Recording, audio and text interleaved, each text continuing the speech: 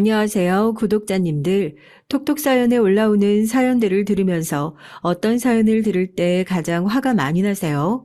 물론 수많은 사연들이 다채롭게 저를 열받게 했지만 전 그중에서도 학벌을 가지고 사람을 차별하고 선을 긋는 얘기를 들을 때마다 화를 참을 수가 없더라고요. 인생의 출발점은 본인이 선택할 수 있는 영역이 아니잖아요. 열심히 하려는 사람을 격려해주기는커녕 넌 이 이상 올라오면 안 돼 하고 딱 선을 그어버리는 것 같아서 그런 사연을 듣기만 해도 분통이 터지더라고요. 뭐 저 사람 성격이 별로라서 아니면 나한테 큰 잘못을 해서 그렇게 사람이 싫어질 수 있는 건 저도 100번이고 1000번이고 이해하죠. 그런데 다른 것도 아니고 학력을 가지고 사람을 차별한다? 대학을 나와 성공한다는 것도 다 옛말이 돼버린 요즘에 그런 식으로 사람을 무시하는 것을 보면 되려 학벌이 뛰어나지 않은 사람보다 그렇게 무시하는 사람이 더 없어 보이더라고요. 저 사람은 살면서 자랑할 게 얼마나 없으면 얼마나 열등감으로 가득 차 있는 사람이면 사람을 고작 학력 같은 것으로 구분짓고 사는 걸까 하고요.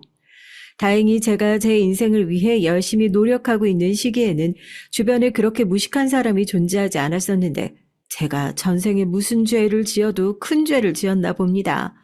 제 주변에도 그렇게 무식한 사람이 있긴 있더라고요.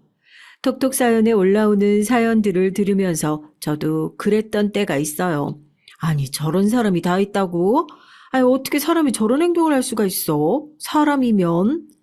그런데 막상 겪어보니 알겠어요. 말도 안 되는 미친 사람들 세상에 진짜 많더라고요. 전 그런 사람들과 엮일 일이 없을 정도로 바르고 올곧은 인생을 살아왔습니다.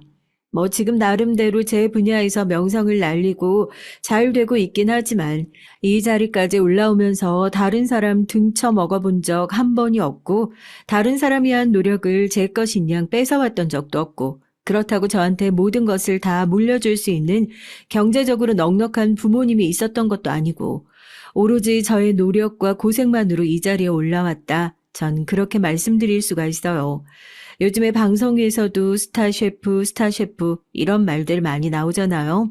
저도 제 이름을 걸고 레스토랑을 하나 운영하고 있는데 운때도 잘 맞았고 열심히 준비해서 오픈한 덕에 지금은 연예인들도 많이 찾아오고 방송 출연도 몇 번이나 한 그런 꽤 이름난 레스토랑을 운영하고 있습니다. 그렇게 입소문을 타서 그런지 장사는 꾸준히 잘 되고 있네요. 지금 기준으로 올해 연말까지 예약이 가득 차 있는 상황이니까요. 적어도 올 한 해는 먹고 살 걱정 안 해도 되는 거죠. 나름대로 제 분야에서 높은 자리에 올라오고 나니까 저도 당연히 초심을 잃을 수밖에 없죠. 조금 쉽게 갈까? 나도 다른 식당들이 그러는 것처럼 체인점을 내고 조금은 이제 편하게 살아볼까? 그런 생각이 들 때도 있었는데요. 제가 이 자리까지 올라오기 위해서 흘린 눈물과 저에게 내밀어진 손들을 생각하면 지금 이 자리가 절대로 저 혼자만의 힘으로 만들어진 자리는 아니구나 싶어서 흐트러지는 마음을 매번 다잡곤 합니다. 높은 자리에 올라왔다고 생각하지만 앞으로 가야 할 길이 많구나. 더 열심히 살아야지 하고요. 제가 어렸을 때부터 요리를 좋아했어요. 아니, 요리를 좋아할 수밖에 없는 환경이었죠. 저희 집은 그렇게 넉넉한 집이 아니었거든요. 어린 딸을 집에 혼자 놔두고 부모님 두 분 다 나가서 일을 해야 겨우 세 식구가 먹고 살 수 있을 정도의 환경. 덕분에 저는 언제부터 혼자 집을 지키는 게 익숙해졌는지 기억도 안 나네요. 그래서 저는 친구들 중에서 대학교 올라갈 때까지 계란 후라이 한 번을 해본 적이 없다는 얘기를 들으면 이게 무슨 다른 나라 얘기인가 싶어요. 저는 의자를 밟고 가스불을 켤 수 있을 나이부터 요리를 시작했거든요. 요리라고 해봤자 볶음밥이나 계란 후라이 정도가 다였지만 그 나이에 불을 쓰는 것 자체가 쉬운 일이 아니잖아요. 바쁜 부모님을 둔 덕분에 저는 그걸 어렸을 때부터 굉장히 자연스럽게 익힐 수 있었죠. 언제부턴가 사람들이 너는 취미가 뭐냐 물어보면 요리라고 대답을 하게 됐던 것 같아요. 제일 잘하는 거였고, 제일 자신 있는 거였고, 제일 좋아하는 거였으니까요. 나이를 좀 더 먹고 나서는 일을 하느라 녹초가 돼서 들어온 부모님을 위해 저녁상을 차리는 게 익숙해졌고, 제가 만든 요리를 드시고 그 지친 얼굴에 밝은 웃음이 떠오르는 것을 보는 게 저희 낙이라고 해야 하나요? 그때부터 요리를 업으로 삼아야겠다고 생각했던 것 같아요. 내가 잘할 수 있는 것을 하니까 주변에 있는 사람들이 이렇게 기뻐하는구나. 앞으로도 나는 좋아하는 것을 하면서 주변 사람들을 행복하게 하면서 그렇게 살아야지 하고요. 그렇게 용돈을 모아서 학원에 다니기도 하고 요리를 전문으로 하는 고등학교에 입학을 하게 됐어요. 높은 학비가 좀 부담스럽기도 했는데 다행히 저희 집이 굉장히 가난했던 덕분에 3년 동안 장학생으로 선정돼서 학비를 지원받을 수 있었거든요. 하늘이 무너져도 솟아날 구멍이 있다고 가난한 집에서 눈치 보지 않고 배우고 싶은 것 실컷 배웠던 순간은 아무래도 고등학교 때가 유일했던 것 같네요. 요리를 한다고 그러면 뭐 그거 몸 쓰는 건데 돈이 얼마나 들겠어 싶잖아요. 그런데 이게 생각보다 돈이 없으면 선택할 수 없는 전공 중에 하나예요. 실제로도 제가 고등학교를 졸업할 무렵에 저랑 같이 공부를 했던 친구들은 죄다 미국, 영국, 프랑스, 이탈리아, 세계 각국의 유명한 해외 대학으로 진학을 했어요. 저도 서양식을 전공했지만 서양식의 경우에는 본토에서 배우는 게 가장 좋다고 그러시거든요. 그런데 전 당장 고등학교도 장학금을 받아서 올라온 상황인데 이런 제가 해외 유학이라니요. 가당치도 않죠. 학교에서 성적은 꽤나 좋았던 편이라서 선생님들도 다 아쉬워하셨어요. 미래를 생각해서라도 조금 무리를 해서 유학을 다녀오는 게 어떻겠냐고요. 그때 선생님들께도 참 감사하네요. 제가 유학을 가면 지원받을 수 있는 게 뭐가 있을지, 받을 수 있는 장학금은 뭐가 있는지 서로 나서서 찾아봐 주셨거든요. 그런데 유학은 또 다른 얘기죠. 아무리 학비를 지원받는다고 해도 당장 유학을 갈 때 타고 갈 비행기 값은요. 또 노숙을 할 건 아니잖아요. 가서 기숙사비는요. 안 먹고 안 살 거 아니잖아요. 식비며 생활비는요. 이것저것 다 계산기를 두드려 봤을 때 이건 정말 지금 내 기준에서 꿀 수 없는 꿈이다. 그렇게 결론을 내리고 유학을 포기하게 됐습니다. 대신에 학비부터 기숙사비까지 몽땅 장학금으로 지원을 받을 수 있다는 전문대학교로 진학을 결정하게 됐어요. 물론 가족들도 많이 아쉬워하셨죠. 성적도 괜찮고 유학을 갈 수 있는 실력을 가지고 있다는 것도 알고 있는데 단순히 경제 사정 때문에 그 꿈을 포기해야 한다는 게 부모님 입장에서는 얼마나 미안하셨겠어요. 저도 그런 부모님의 마음을 너무 잘 아니까 괜히 더 밝게 행동을 했죠. 전 괜찮으니까 미안해하지 마셔라. 제 꿈이고 제가 선택하는 게 맞다고요. 제 돈으로 갈 수 없는 상황이면 차라리 안 가고 포기하는 게 맞다고요. 그렇게 부모님의 걱정과 미안함 속에서 대학 생활을 시작하게 됐습니다. 하지만 전 개인적으로 그 대학에 진학하기로 결정을 했던 게 제 인생에서 한 선택 중에 가장 잘한 선택 중 하나라는 생각을 해요. 왜냐고요? 그 대학에 진학함으로써 전 인생 최고의 스승을 만날 수 있었거든요. 사실 학교 자체는 글쎄요. 좋았다고 얘기하려니까 막상 입이 잘 안 떨어지네요. 입학을 할 때 성적 입결도 그렇게 높지 않았고요. 그래서 그런지 요리 자체는 큰 관심이 없고 대학교를 그냥 졸업만 하는 것에 의의를 둔 친구들이 꽤나 많았어요. 당연히 그런 사람들이 가득한 곳이니 면학 분위기가 좋지 않았던 것은 당연스러운 일이겠죠.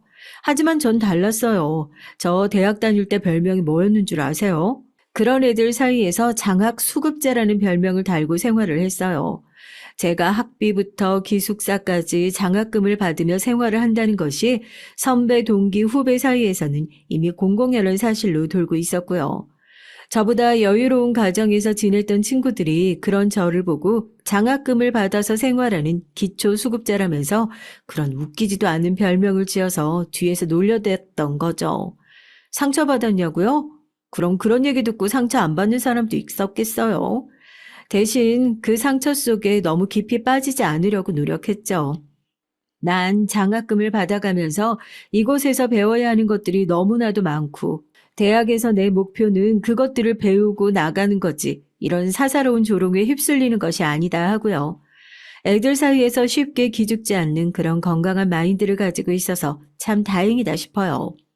남들이 뭐라 하던 간에 저 정말 열심히 배웠어요. 대학 공부가 제일 어려운 것 같아요. 그전까지는 공부의 강제성이라는 게 있잖아요. 열심히 하지 않으면 안 된다. 수능을 보고 대학을 가야 한다. 이런 강제성을 어느 정도 가지고 있으니까 애들이 열심히 하는데 대학을 올라오고 나서부터는 누구 하나 공부하라고 잔소리하는 사람이 없잖아요. 내가 열심히 공부를 하면 그건 내 것이 되는 거고, 내가 열심히 하지 않으면 돈 주고도 놓치는 지식이 되는 거고요. 전 여기서 배우는 것들이 너무 소중했고, 그래서 한 자라도 놓치지 않으려고 애를 썼어요.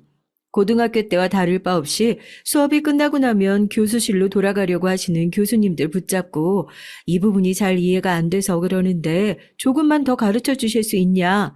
해외에서는 이렇게 한다고 하던데 국내에서는 이렇게 하는 이유가 뭐냐? 수업 시간에 질문을 너무 많이 하니까 저 때문에 끝나는 시간이 늦어진다고 애들이 하도 눈치를 줘서 그렇게 수업 끝나면 교수님들 뒤를 졸졸 쫓아다니면서 나머지 공부를 했답니다. 그런 저의 모습을 굉장히 좋게 봐주신 교수님이 계세요.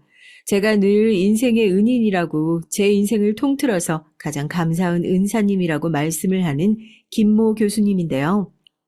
일찌감치 양식 분야에서 성공하시고 이쪽 경력만 30년이 훌쩍 넘어가시는 대가 중의 대가세요.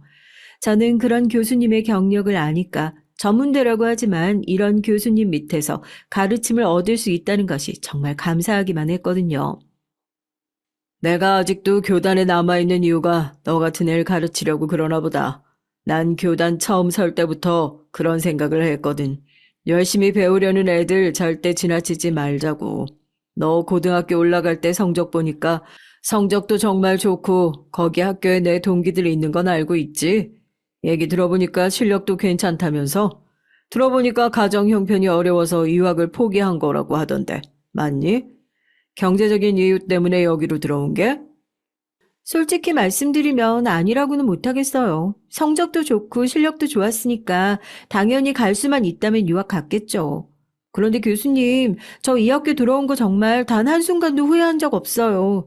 교수님이 그쪽 분야에서 얼마나 좋은 커리어를 가지고 계신지도 잘 알고 있고, 결과적으로 어쩔 수 없었던 선택이지만 세상에 우연이 어디 있겠어요. 결국 제가 이렇게 잘 될 운명이었다는 거, 저 요즘엔 그렇게 생각하고 있어요.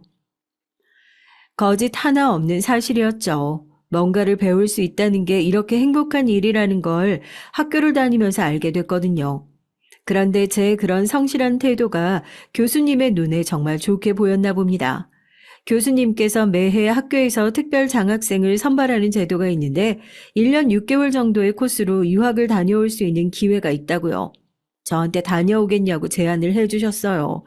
사실 생활비며 이것저것 걱정되는 부분이 많아서 저도 선뜻 대답을 하지 못했는데 해외에서 학교를 다니는 동안 교수님의 추천을 받아 해외 레스토랑에서 인턴십을 할 수 있으니까 경험을 쌓는 것은 물론이고 해외에서 체류할 생활비를 버는 것도 충분할 거라고 잘 생각해 보라고 하시더라고요.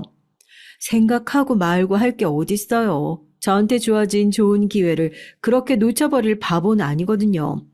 거의 울면서 교수님께 감사하다고 인사를 했던 것 같네요. 이렇게 좋은 기회를 다른 사람도 아니고 저한테 주셔서 너무 감사하다고요.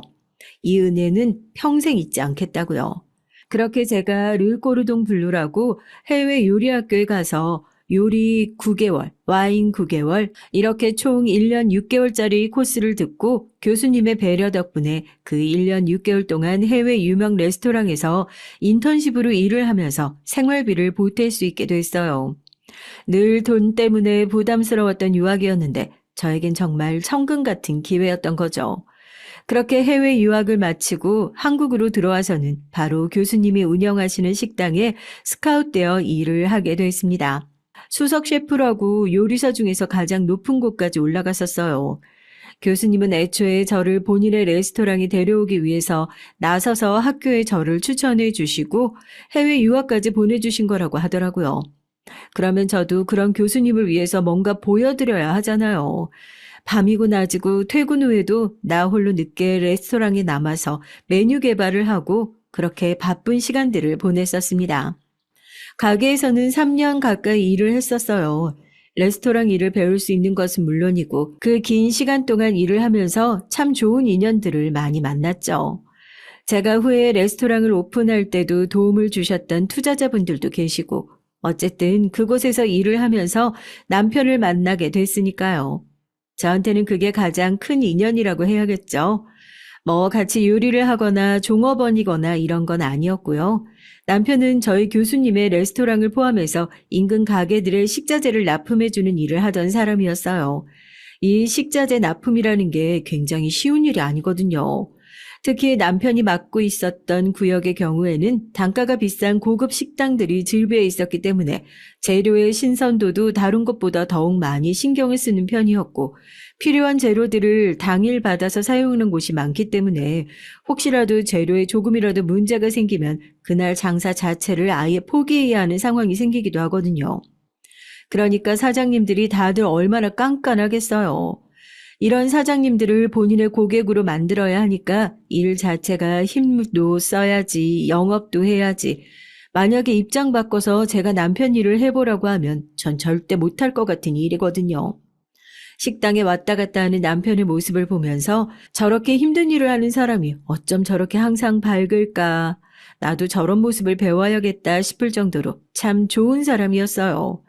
저희 교수님이 저한테 간이고 쓸개고 다 빼주실 것처럼 행동하시지만 식당을 운영할 때는 이 정도로 깐깐한 사람이 없구나 싶거든요. 뭐가 조금만 틀어져도 금방 소리를 지르시고 쓰레기통에 음식을 집어던지시는 분인데 그런 교수님이 벌써 몇 년째 믿고 맡길 곳은 여기밖에 없다라는 소리를 하시는 거 보면 장사 수완이 보통 좋은 게 아니구나 싶었죠.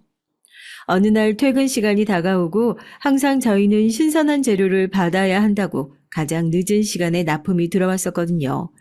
교수님은 일이 있으시다고 일찍 퇴근하시고 저 혼자 남아서 재료 납품을 기다리고 있는데 남편이 무거운 박스를 번쩍 들고 가게 안으로 들어왔어요. 해산물이 많아서 재료를 들고 오는 게 꽤나 힘들었을 텐데 그렇게 힘든 내색 하나 하지 않는 남편을 보면서 오늘도 참 대단하구나 했죠. 재료를 놓고 돌아가려고 하는데 어디서 꼬르륵 하는 소리가 크게 나는 겁니다. 저도 제 배에서 나는 소린가 싶어서 민망해서 얼른 눈치를 살피는데 다행히 제 배에서 나는 소리가 아니라 남편 배에서 나는 소리더라고요. 저녁 시간이 훌쩍 지나간 시간인데 혹시 식사를 안 하셨냐 물어보니까 오늘 일이 바빠서 저녁을 제대로 못 먹었다고 머쓱해 하시더라고요. 제가 그 당시에 식당을 오픈하려고 준비를 하고 있는 상황이었거든요. 저도 언제까지 다른 사람 밑에서 고용된 직원으로 일을 할 수는 없다고 생각했고 또 교수님도 어느 정도 경력을 쌓았으면 이제 본격적으로 네가 하고 싶은 일을 생각해 보라고 하셔서 그때 참 고민이 많았던 시기였거든요. 저희 교수님도 맨날 그래요. 내 식당에 들어온 이상 배고파서 나가는 사람은 없어야 한다고요. 그런데 제가 그때 일하느라 끼니도 못 챙겨 먹어서 배에서 꼬르륵 소리가 나는 남편을 어떻게 그냥 보낼 수 있었겠어요. 뭐라도 하나 먹여서 보내야겠다 싶어서 물어봤죠. 사실 제가 곧 식당 오픈을 하려고 준비를 하고 있거든요. 여기 나가는 게 설레기도 하고 걱정도 되는데 그래도 저도 이왕 후라이팬 잡아본 거 제 이름 달고 식당은 한번 오픈해봐야 하지 않겠어요? 그래서 말인데 제가 식당 할 만한 사람인지 아닌지 아직 객관적인 사람들한테 맛 평가 못 받아본 것 같아서 괜찮으시면 제가 간단하게 뭐라도 하나 해드려도 괜찮을까요? 홀이 다 마감해서 주방에서 드셔야 할 것 같긴 한데 남편은 너무 영광이라고 제가 하는 요리를 자기가 처음 먹어볼 수 있는 거냐면서 주시는 대로 감사히 먹겠다고 하더라고요. 그렇게 주방에 둘이 남아있는데 열심히 요리를 했어요. 이게 되게 설레더라고요. 바로 뒤에서 내 요리를 기다리는 사람이 있다는 생각에도 설레고 평소에 남편을 좋게 봤던 것도 있어서 괜히 묘한 호감 때문에 긴장이 되고 여튼 제 실력은 절대 의심하지 않으셔도 되는 게 그래도 명색이 수석 셰프까지 했던 사람이잖아요. 있는 재료로 간단하게 요리를 뚝딱 해서 내놓으니까 남편이 정말 개눈 감추듯 접시를 비웠어요. 요리를 하면서 제가 만든 접시가 텅 비어 다시 주방으로 들어오는 것을 볼 때 제가 행복했는데 그걸 눈앞에서 보니까 제가 얼마나 기쁘고 신나겠어요. 먹는 내내 맛은 어떠냐, 맛있냐, 식당에 해도 될 것 같냐. 지금 생각하니까 남편이 제가 옆에서 하도 질문을 많이 해서 체했을 것 같기도 한데 짜증 한 번을 안 내고 웃으면서 다 대꾸를 해줬어요. 너무 맛있다고. 자기도 돈 주고 이 식당에서 이것저것 다 사 먹어봤는데 그중에서 제 요리가 제일 맛있다고요. 식당 오픈하시면 다른 건 몰라도 납품은 제가 책임질게요. 납품만 책임지는 게 아니라 이런 요리면 1년 365일 내내 먹겠어요. 장사가 아니라 정말 단골이 될게요. 그 말이 얼마나 고마웠는지요. 그 일을 계기로 저도 식당에서 독립을 하게 됐습니다. 남편은 약속을 지켰냐고요? 물론이죠. 지금도 빈말은 절대 안 하는 사람이거든요. 어마어마한 임대료에 등골이 휘청하긴 했지만 그래도 제 이름으로 된 식당을 오픈할 수 있었다는 게 저한테는 인간 승리의 역사처럼 느껴졌죠. 돈도 없어서 장학금을 받아가며 고등학교를 다니던 시절 유학 갈 돈이 없어서 친구들이 외국 대학에 진학할 때 전문대를 선택할 수밖에 없었던 지난날 거기서 만났던 정말 감사한 스승님, 그리고 그 스승님 덕분에 경험할 수 있었던 더 넓은 시장, 식당에서 만났던 좋은 인연들, 모든 순간이 모여서 지금의 이 장면을 만들어냈다고 생각하니까 괜히 울컥하고 눈물이 나더라고요. 감사하고 또 감사했습니다. 남편은 이 가게의 납품을 책임지겠다는 말도 단골이 되어주겠다는 말도 모두 지켰어요. 늘 예약이 꽉 차 있는 식당에서 일을 하다가 이제 저 스스로 모든 걸 헤쳐나가야 하는 공간으로 가니까 처음엔 좀 당황스럽기도 하더라고요. 내가 정말 이걸 잘할 수 있을까 걱정도 되고 이렇게 예약도 없이 텅텅 비면 나 곧 망하는 거 아닌가 싶기도 하고요. 그런 걱정스러운 마음이 들 때마다 어김없이 남편이 찾아와줘서 그때 그 주방에서처럼 제 눈앞에서 접시를 싹싹 비우고 엄지를 축혀들며 당신 요리는 변함없이 맛있으니까 기운 차리라고 그렇게 격려를 해줬습니다. 사람이 원래 힘든 순간에 옆에 있어줬던 사람을 평생 잊지 못한다고 하잖아요. 저한텐 남편이 그러니까 딱 그런 존재인 거죠. 뿐만 아니라 오픈을 한 지 얼마 안 되어서 예약도 손님도 많이 없는 상황에서 가게가 자리를 잡을 수 있도록 도움을 줬던 것도 남편입니다. 식당뿐만 아니라 근처 마트, 식료품 창고 등 납품을 가는 곳마다 제 식당 홍보를 뭐 보수도 안 받고 그냥 해줬어요. 이번에 새로 오픈한 가게인데 정말 맛이 좋다고, 사장님이 친절하다고, 원래 이쪽 장사는 그냥 입소문이 팔알이거든요. 남편도 그쪽에서는 꽤 오래 일한 잔뼈가 굵은 사람이고 그런 사람이 추천해준 곳이니 믿고 가볼만 하겠다 싶었던 사람들이 하나 둘씩 모여들기 시작하면서 정말 처음에 손님들을 채워주는데 큰 역할을 했어요. 지금 생각해도 너무 고맙기만 하네요. 저라고 또 마냥 도움만 받았겠어요. 자리가 잡히니까 그만큼 남편을 자주 찾게 되고 또 고마운 마음을 담아서 종종 식사 대접을 하기도 하고요. 사람들이 눈에 자주 밟히며 마음도 가까워진다고 식당에서 둘이 파스타 한 그릇 나눠 먹을 때까지만 하더라도 이런 사이가 될 줄 몰랐는데 어느새 둘은 서로에게 가장 많이 의지하는 사람이 됐고 그렇게 연인으로 그렇게 부부로 발전하게 됐습니다. 그렇게 듬직한 남편이니까 앞으로 남은 내 인생을 맡겨도 되겠다 이런 확신이 있어서 저도 결혼을 한 거겠죠. 그런데 톡톡 사연 분들이 자주 그러시잖아요. 결혼은 실전이라고요. 결혼은 남편이랑 둘이서 하는 게 아니라 결국 가족과 가족이 만나는 일이라고요. 그래서 어렵다고요. 이거 결혼 안 해본 사람은 아마 평생 이해 못할 거예요. 저도 그랬거든요. 남편이랑만 잘 살면 그만이지 이게 얼마나 아니란 생각이었는지 제가 처녀 시절로 돌아가면 저를 붙잡고 꼭 그 얘기를 해주고 싶었어요. 결혼은 네가 생각하는 것만큼 달콤한 순간들이 아니라고. 꼭 정신 잘 차리고 모든 순간을 선택하라고요. 그런데 지금 이렇게 생각을 해봤자 뭐 하겠어요. 전 이미 결혼을 한 유부녀고 마주쳐야 할 시댁이 있는 사람인데요. 후회해봤자 늦은 거죠. 요리가 되게 어렵잖아요. 주방에 생기는 문제는 정말 큰 사고들과 다 직결돼 있어서 요리를 하는 사람들이 주방에서 성격이 더럽다느니 그런 얘기가 나오는 것도 다 조심하다 보니까 나온 게 아닌가 싶어요.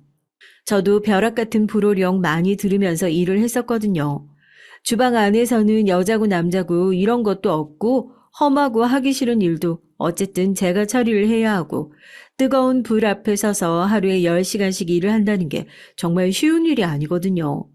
그렇게 쉽지 않은 일을 하면서 먹고 살고 있어서 그런지 살면서 어지간한 일들을 맞닥뜨려도 뭐래도 요리보다 쉽다. 그런 긍정적인 사고를 갖게 됐다니까요. 제가 그랬어요. 힘든 인생을 버틸 수 있는 게 그런 이유였죠. 인생아, 네가 아무리 힘들어봤자 요리보다 더 힘들겠냐.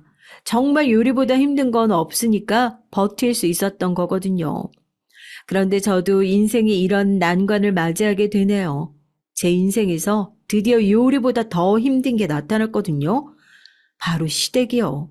맵고 짜고 달고 쓰고 아주 시댁이랑 있었던 일들을 생각하면 소름이 오서서 돋을 정도예요. 시부모님이 시집살이를 많이 시켰냐? 그것도 아니에요. 오히려 시부모님은 항상 저희한테 무조건적인 응원을 보내주시는 분들 중 한 명이었죠. 남편도 같은 일을 하니까 제가 옆에서 중심을 잘 잡아주는 것이 늘 고맙다면서 얘기했고요. 그런 남편의 하나뿐인 동생이 저를 힘들게 했냐? 그것도 아니에요. 시동생은 남편만큼이나 순둥하고 무던한 성격을 가지고 있어요. 결혼식 때도 저도 안 울었는데 시동생이 너무 감동적이라면서 눈물을 훔치고 있길래 이 집 남자들은 다 저렇게 마음이 따뜻한가 보다 그런 생각을 했었거든요. 그럼 남은 사람은 딱 하나뿐이죠? 맞습니다. 동서요.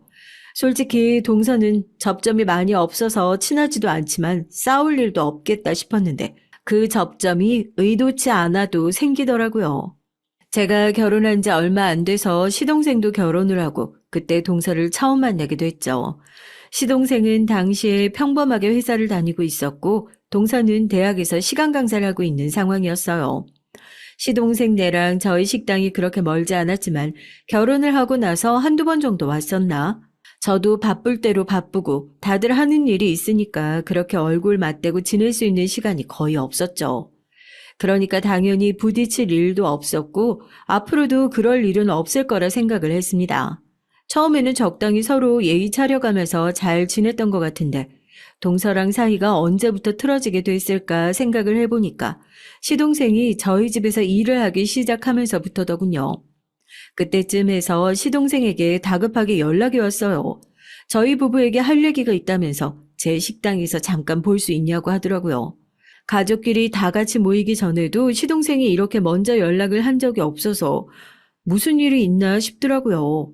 무소식이 희소식이란 말, 그게 딱 맞아요. 평소에 소식 한 통 없던 사람이 연락을 한다는 것 자체가 무슨 일이 났다는 거니까요. 저랑 남편을 앉혀두고 시동생이 심각한 표정으로 그래요. 자기가 직장을 관두게 됐다고요.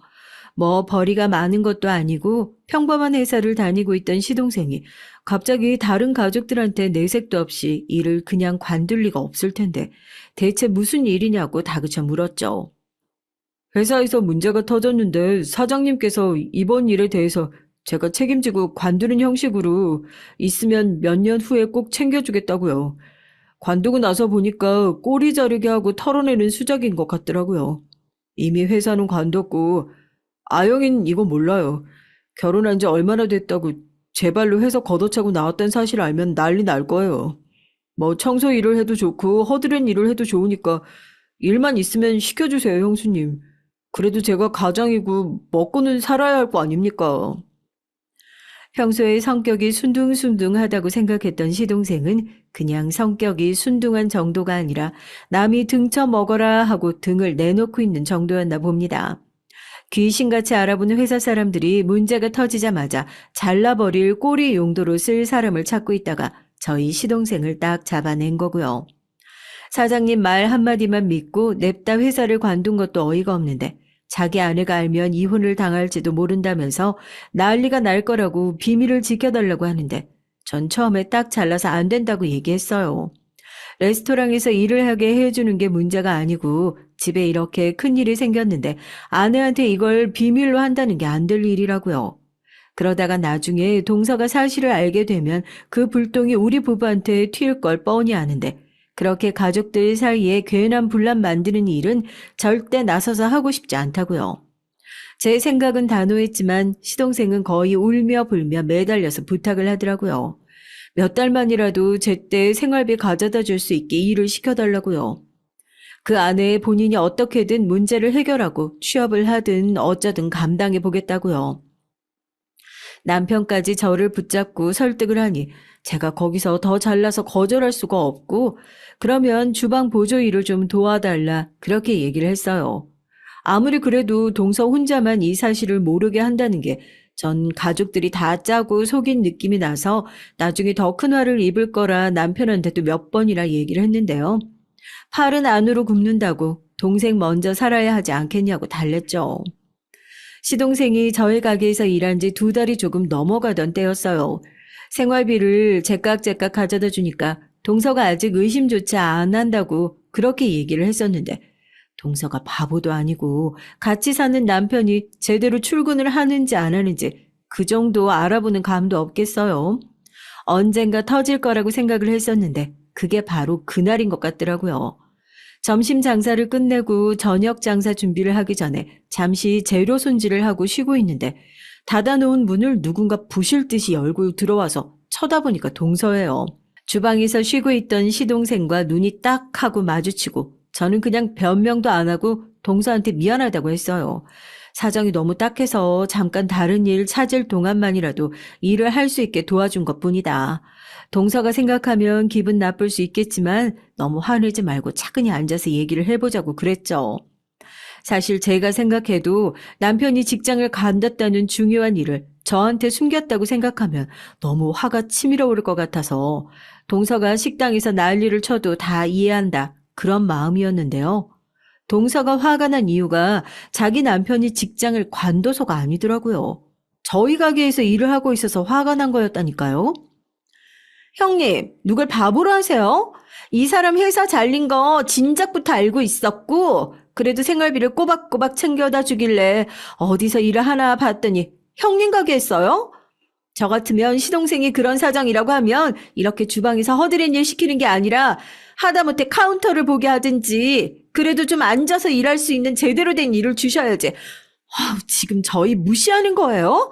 그냥 주방에 박아놓고 형님 시단을 시키려고 이 사람이 있는 줄 아냐고요. 얼마나 기가 막혀요. 일을 내어준 것 자체가 얼마나 큰 결심이었는데요. 그리고 저희 레스토랑에서 카운터는 뭐 아무나 보나요?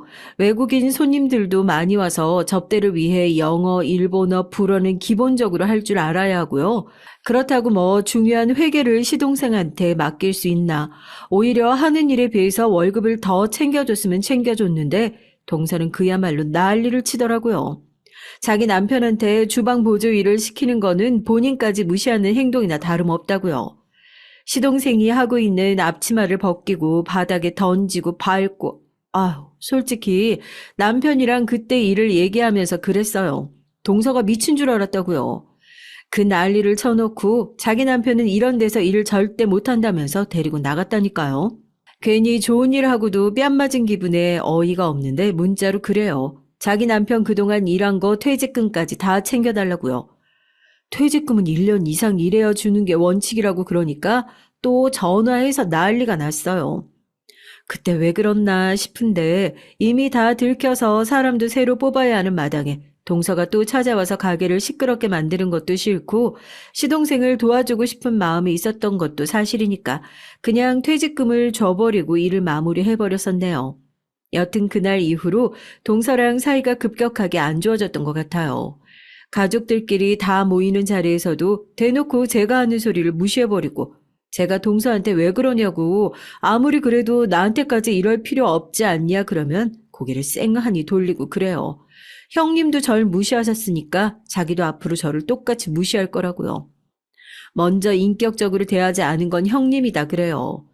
요리를 하면서도 이렇게 스트레스 받아본 적이 없는데 누군가 나를 미워하고 있다는 사실을 알고 있는 것만으로도 어마어마한 스트레스라는 것을 그때 알았죠. 동서와 관계를 회복하기 위해 저는 최선을 다해서 노력을 했다는 것만 알아주세요. 그 난리가 나고 얼마 안 있어서 제 하나밖에 없는 소중한 은사님, 저희 교수님께 연락이 왔어요. 학교에 이번에 정교수 정원이 확 늘어나서 여러 과에서 채용을 하고 있는데 혹시 관심이 있으면 잘 얘기를 해주시겠다고요.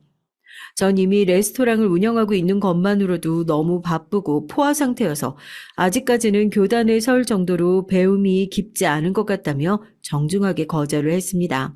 제가 아주 착한 척 병에 걸려도 제대로 걸린 거죠. 왜 그 자리를 거절하면서 어느 과에서 채용을 하고 있는지 물었을까요? 왜 하필 그때 남편도 바보 같은 이유로 직장을 관두고 혼자서 시간 강사 일을 하고 있는 동서가 생각나고 짠하게 느껴졌을까요? 교수님이 말씀해 주시는 채용이 진행되고 있는 학과 중에는 동서가 지금 시간 강사로 나가고 있는 학과도 있었고, 전 그걸 듣자마자 동서한테 직접 얘기를 하긴 뭐해서 시동생한테 말을 해놨어요. 제가 나온 전문대학교에서 이번에 정교수를 뽑는데 동서는 학벌도 괜찮고 경력도 좋으니까 한번 도전해보는 게 어떻겠냐고요. 시동생이야 당연히 고맙다고 하죠.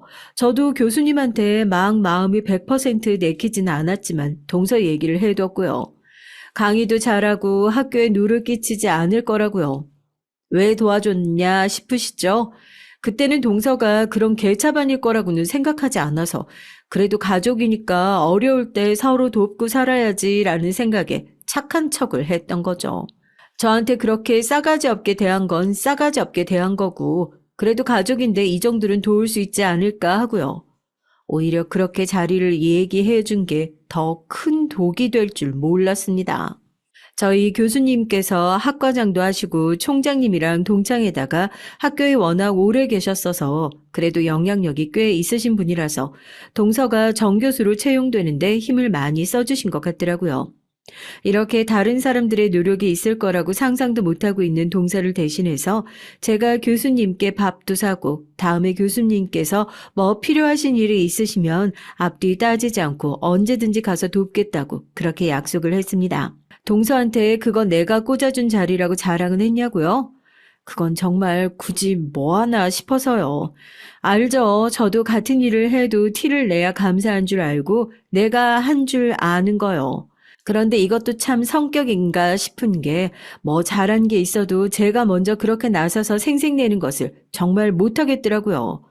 물론 제 노력도 있었겠지만 결과적으로는 동서가 지금 시간 강사 일을 잘하고 그동안 노력해온 성과를 얻은 건데 동서 그 자리 내가 만들어준 거야 이 한마디를 하는 순간 그간의 노력은 전부 물거품이 되어버린다는 것을 잘 알고 있었으니까요.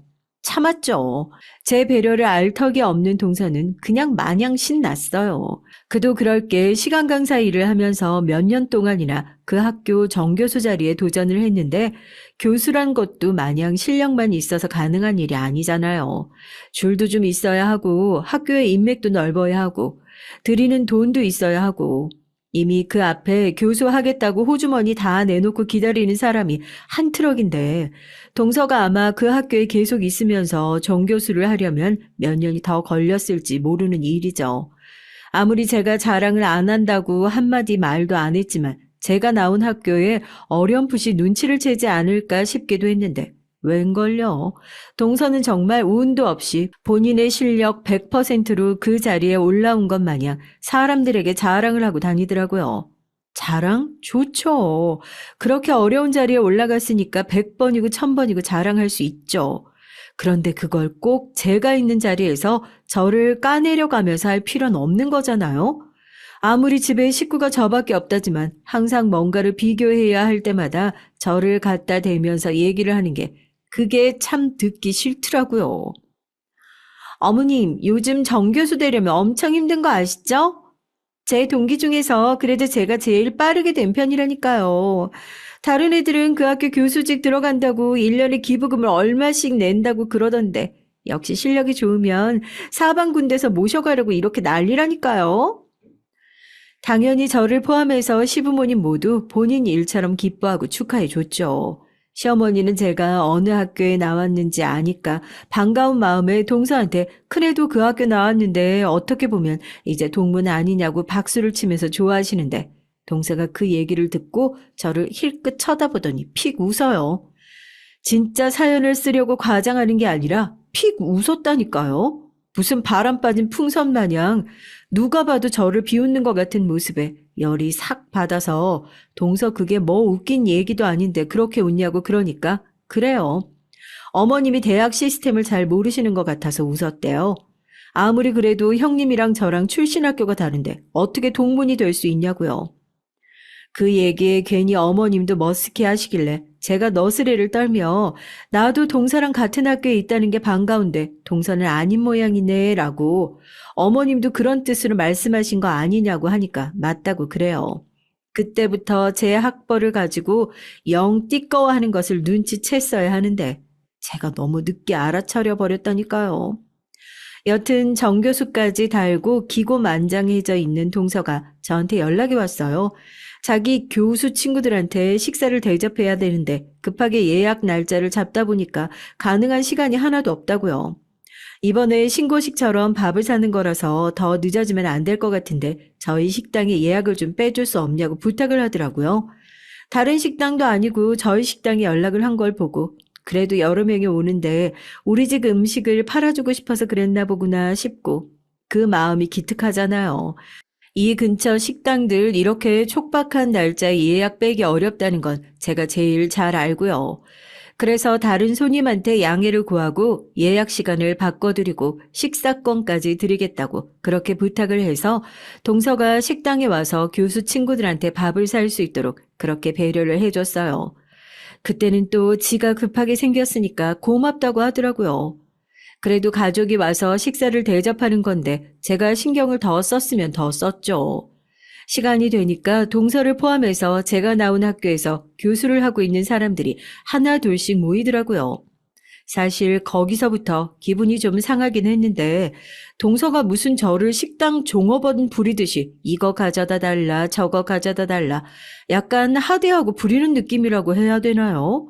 그래, 동서도 결국 손님으로 온 거니까 나도 다른 손님들이랑 똑같이 서비스를 해야겠다. 그렇게 다짐하고 화 한 번 내지 않고 동서가 요구하는 것들을 다 들어줬어요. 코스 요리 중간에 음식 바꿔줘. 술이 뭐 안 맞는다고 해서 이미 딴 와인 가지고 들어가서 바꿔줘. 일반 식당에서 했어도 진상 취급 받을 만한 일들을 다 해주고 있어서 슬슬 화가 올라오고 있던 찰나였어요. 또 괜히 음식에 트집을 잡아가지고 그러면 따뜻하게 데워다 주겠다 얘기를 하고 제가 직접 주방에 들어갔다가 음식을 데워서 들고 나오는데 동서랑 교수 친구들이 하는 얘기를 우연히 듣게 됐죠. 저기 네 형님이라고 하지 않았어? 그런데 이렇게 막대해도 되는 거야? 나중에 우리 다 가고 나면 시집살이 제대로 안 당하나 몰라. 아까 벽에 붙은 거 보니까 자기 형님도 르꼬르동불로 나오고 집안 자체가 엄청 엘리트 집안인가 봐. 좋겠다. 요즘 저거 해외 학위 그냥 어학연수처럼 다녀오기만 하는 거 다 주는 건데 뭐 자랑이라고. 원래 식당 일은 막노동 일이나 다름없어. 주방 들어가서 죽어라 불 앞에서 요리하고 또 웃으면서 접시 들고 서빙하고. 완전 감정 노동에 막노동 따로 없잖아. 자기들은 막노동하는 사람들한테 정중하게 예의 차려가면서 행동해? 나도 형님이 그런 사람이니까 막대하는 거야. 왜 우리 옛날에 부모님들이 그러잖아. 너 공부 안 하면 커서 저런 일 해야 된다. 우리 형님도 똑같지 뭐. 전문대 출신이잖아. 솔직히 우리 중에 전문대 출신인 사람 있어? 그냥 학교를 그런 데 나왔다 하는 순간 불가촉 천민이야. 딱 낙인 찍혀버리는 거라니까. 나 우리 형님이 가방끈도 짧은 주제에 나한테 뭐 가르치려고 들 때마다 아주 웃어 죽겠어. 그러면서 자기들끼리 낄낄거리고 난리가 났는데 진짜 기가 차더라고요. 그 자리에 누가 올려준 건지 알지도 못하고 저렇게 떠들어대고 있는 꼴이요.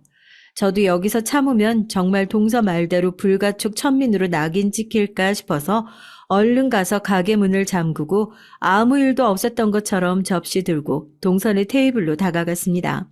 제가 오니까 언제 그렇게 뒷담화를 했냐는 듯이 입을 싹 다물고 자기들끼리 킥킥거리면서 눈치를 보더라고요.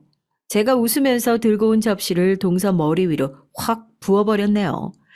진한 색의 끈적한 소스가 동서의 머리를 타고 이마로 얼굴로 뚝뚝 떨어지고 동서가 지금 이게 뭐 하는 짓이냐고 비명을 지르더라고요. 어머 미안. 난 하도 쓰레기 같은 소리만 골라서 하길래 여기가 쓰레기통인가 하고 음식을 버렸는데 쓰레기통이 아니라 동서 주둥이였네. 전문대 나왔다고 하도 무시하길래 나도 무식한 방법으로 좀 가보려고. 너도 결국 내가 나온 전문대에서 교수하고 있는 거 아니니? 그 교수 자리 누가 만들어줬는지 알긴 하고. 여기 그래도 이 개념 없는 애 빼고는 꽤나 학교 밥 오래 먹었던 사람들 같은데 다들 알고 있죠? 김난희 교수님. 제가 그 교수님 애제자거든요. 학교에 교수 자리가 나왔다고 하길래 맨 처음에 나한테 제안이 왔던 거 우리 동서도 그렇게 멍청한 애는 아니다 소개시켜줬더니 이렇게 뒤통수를 까버리네. 얘, 너 평생 그렇게 시건방 떨어도 시간 강사밖에 못할 운명이었어. 라니 교수님한테 다시 말씀드리려고. 교수님, 우리가 하는 일이 막노동이라고 건방 떠는 기집애를 어떻게 계속 교수에 앉혀놓냐고요. 어머, 라니 교수님 제자였어요? 아, 저흰 그것도 모르고 라니 교수님한테 말씀 좀 전해주세요. 학교에서 감사한 일이 정말 한두 개가 아닌데. 너 미쳤어? 줄도 백도 없는 애가 어느 안전이라고 이렇게 기고만장해서 까불어. 당장 형님한테 사과해. 형님이 그렇게 연락해 주시면 해주셨다고 말씀을 하셨어야죠. 전 그것도 모르고. 제가 형님 뒷담화를 하려고 한 게 아니라 저희가 오해가 있고 그랬어서 말을 정리를 하다 보니까 야, 니네는 방금까지 나한테 동조하고 있다가 이제 와서 왜 니들만 깨끗한 척이야? 동서의 불똥이 교수 친구들한테 튀고 이제 자기네들끼리 서로 네가 잘했네 내가 잘했네 하고 싸우다가 결국 소스 범벅이 된 동서가 다른 교수의 머리채를 잡고 자기들끼리 치고받고 싸우고 아주 난리가 났더라고요. 전 아무것도 안 했는데 자기들끼리 서로 무덤을 파주는 꼴을 보고 어찌나 우습던지요. 저요? 문도 잘 잠궈놨겠다. 손님들한테 저희 가게 이미지 떨어지는 꼴은 안 보여주고 조용히 경찰한테 전화를 했어요. 여기 지금 교수님들끼리 싸우고 난리가 났는데 빨리 와보셔야 할 것 같다고요. 조금 있다가 요란한 사이렌 소리와 함께 경찰들이 들이닥쳤고 전 편하게 데려가셔라 문 열어주고 동서를 배웅했답니다. 결국 동서를 포함해서 몇몇 교수들이 경찰서로 연행됐고 폭행죄로 서로 고소를 하면서 학교 측에서도 품위유지 위반 조항으로 해고를 당하게 됐어요. 동서는 그제서야 저한테 찾아와서 무릎 꿇고 싹싹 빌면서 학과장님한테 다시 한 번만 얘기 좀 잘해주면 안 되겠냐고 자기가 이제 시키는 건 뭐든 하겠다고 눈물로 호소했지만 벌써 기차는 떠나가 버린 뒤였고요. 오히려 제가 교수님한테 전화를 해서 사과를 했다니까요. 모자란 가족을 둬서 학교에 폐를 끼친 것 같다고 죄송하다고요. 학교에서 해고 처리는 정상적으로 잘 진행해 달라고요. 저는 그렇게 띨띨한 동서를 소개시켜드린 죄로 식당이 바쁘지 않은 날 일주일에 2번 따로 학교에 나가서 수업을 하게 됐습니다. 아마 동서는 속으로 땅을 치고 후회를 하고 저를 저주하고 있을걸요. 제가 이렇게 수업을 나가는 것도 제가 자기 자리를 뺏어갔다고 생각하고도 남을 인간이니까요. 학벌을 가지고 무시하고 저를 그렇게 씹어대더니 결국 그 학벌도 이기지 못해서 쪽박을 차고 있는 우리 동서 사연을 쓰다 보니까 또 괜시리 짠해지는 마음이 드네요. 그 시간방 때문에 직장까지 잃고 교수 친구들이랑 고소 파티가 열렸으니 이제야 조금 반성하고 있으려나요? 동서, 혹시라도 사연 듣고 있으면 다시 복직시켜달라고 빌 생각 말고 내가 뭘 잘못했는지 곰곰이 생각하고 반성하는 시간 좀 가졌으면 좋겠어. 학벌이 다가 아니야. 평소에 멍청하게 살지 말았어야지. 앞으로도 그런 시간방 몇 번이고 다시 눌러줄 생각이랍니다. 안녕하세요. 저는 40대 유부녀입니다. 전 지금까지 살면서 단 하루도 즐겁지 않은 날이 없었어요. 평소 주변 사람들이 정순이 너는 고민 하나 없는 사람 같다고 할 정도로 매일 웃는 얼굴로 즐겁게 살려고 노력했습니다. 사실 저라고 왜 고민이 없었겠어요. 고민이라면 밤새 떠들 수 있을 정도로 많았죠. 하지만 여기저기 떠들어봐야 뭐 하겠어요. 그런다고 해결되는 것도 아닌걸요. 사실 그럴 수밖에 없었던 게 전 어릴 때부터 많은 어른들 틈에서 예쁨을 많이 받으면서 자랐어요. 저희 부모님이 동네에서 제법 큰 떡집을 하셨거든요. 증조할머니 때부터 3대째 이어져 내려올 정도로 전통이 있는 떡집이었죠. 그래서 집안에 일하는 분들도 항상 많았어요. 새벽부터 바쁘게 일하는 어른들 틈에서 저도 일손 돕겠다고 어릴 때부터 일을 도왔죠. 그러다 보니까 자연스레 새벽에 일찍 일어나서 떡을 만들고 포장하는 일까지 도운 다음에 등교하는 일이 제겐 당연한 일이었습니다. 제가 가장 잘하는 일이기도 했고요. 덕분에 공부에는 아예 관심도 없었고 담을 쌓고 살았죠. 학교 끝나고 집에 오면 가방을 방에 던져놓고 가게 구석구석을 돌아다니면서 누가 시키지 않아도 일을 찾아서 하곤 했고요. 지금 와서 생각해보면 할머니의 떡집이 제게는 놀이터였고 떡집 직원분들이 제 친구였어요. 학교에서 친구들과 노는 것보다 떡집에 있는 게 더 재밌었으니까요. 내 손녀지만 어쩜 그렇게 손이 야물딱지고 일머리가 좋을까? 우리 정순이만 보면 할머니가 아주 든든하다니까. 할머니는 돌아가시기 전까지도 제가 있어서 편안히 눈 감을 수 있다고 하셨어요. 그 정도로 저를 믿고 계셨죠. 증조할머니에서 어머니까지 이어진 떡집이었으니까 저는 당연히 제가 떡집을 물려받을 줄 알았어요. 당시에 남동생은 워낙 어리기도 했고 떡집에는 관심도 없었으니까요. 전 고등학교를 졸업하자마자 대학은 아예 생각도 안 했죠. 학교나 공부보다 떡집이 더 좋았으니까요. 그때부터는 누가 시키지 않아도 자연스레 떡집에 출근해서 일을 했죠. 어릴 때부터 떡집에서 살다시피 했으니까 웬만한 직원들보다 제가 일을 더 잘했어요. 직원 두세 명 몫은 혼자 거뜬히 해냈습니다. 새벽에 일어나는 것도 너무 힘들고 무거운 포대를 들어 나르는 것도 힘들었지만 다 참을 수 있었어요. 제 미래이기도 한 떡집이니까 더 열심히 잘해야 한다라는 생각뿐이었죠. 그런데 제가 너무 쉽게 생각했나 봐요. 제가 어른이 됐다고 떡집이 당연히 제 것이 되는 게 아니었어요. 동생이 군대에 있는 동안 쉬지 않고 떡집 일을 한 건 전데 부모님은 너무 당연하다는 듯이 동생이 제대하고 나오면 떡집 대표 자리를 남동생에게 물려주신다고 하더라고요. 기대를 많이 한 탓인지 실망감은 배가 돼서 돌아왔습니다. 제 입장에서는 너무 서운했어요. 정순이 너도 알겠지만 떡집 일이라는 게 떡만 만들어서 파는 일만 하는 게 아니야. 엄연히 사업이다 보니까 남자가 나서서 해야 할 일들이 많아. 그래서 네 동생한테 자리만 물려주겠다는 거니까 너무 서운해하지 말고. 아무리 그래도 떡집 일이라면 어머니 아버지 다음으로 내가 제일 많이 하는데 아무것도 모르는 애한테 떡집을 맡긴다는 게 말이 돼요? 아, 말이 왜 안 돼? 아, 너야 딸이잖아. 아, 시집 가면 어떻게 될 줄 알고. 우리 집에 아들이 둘셋 있는 것도 아니고 네 동생 달랑 하나인데 아, 이왕이면 아들한테 물려주는 게 낫지.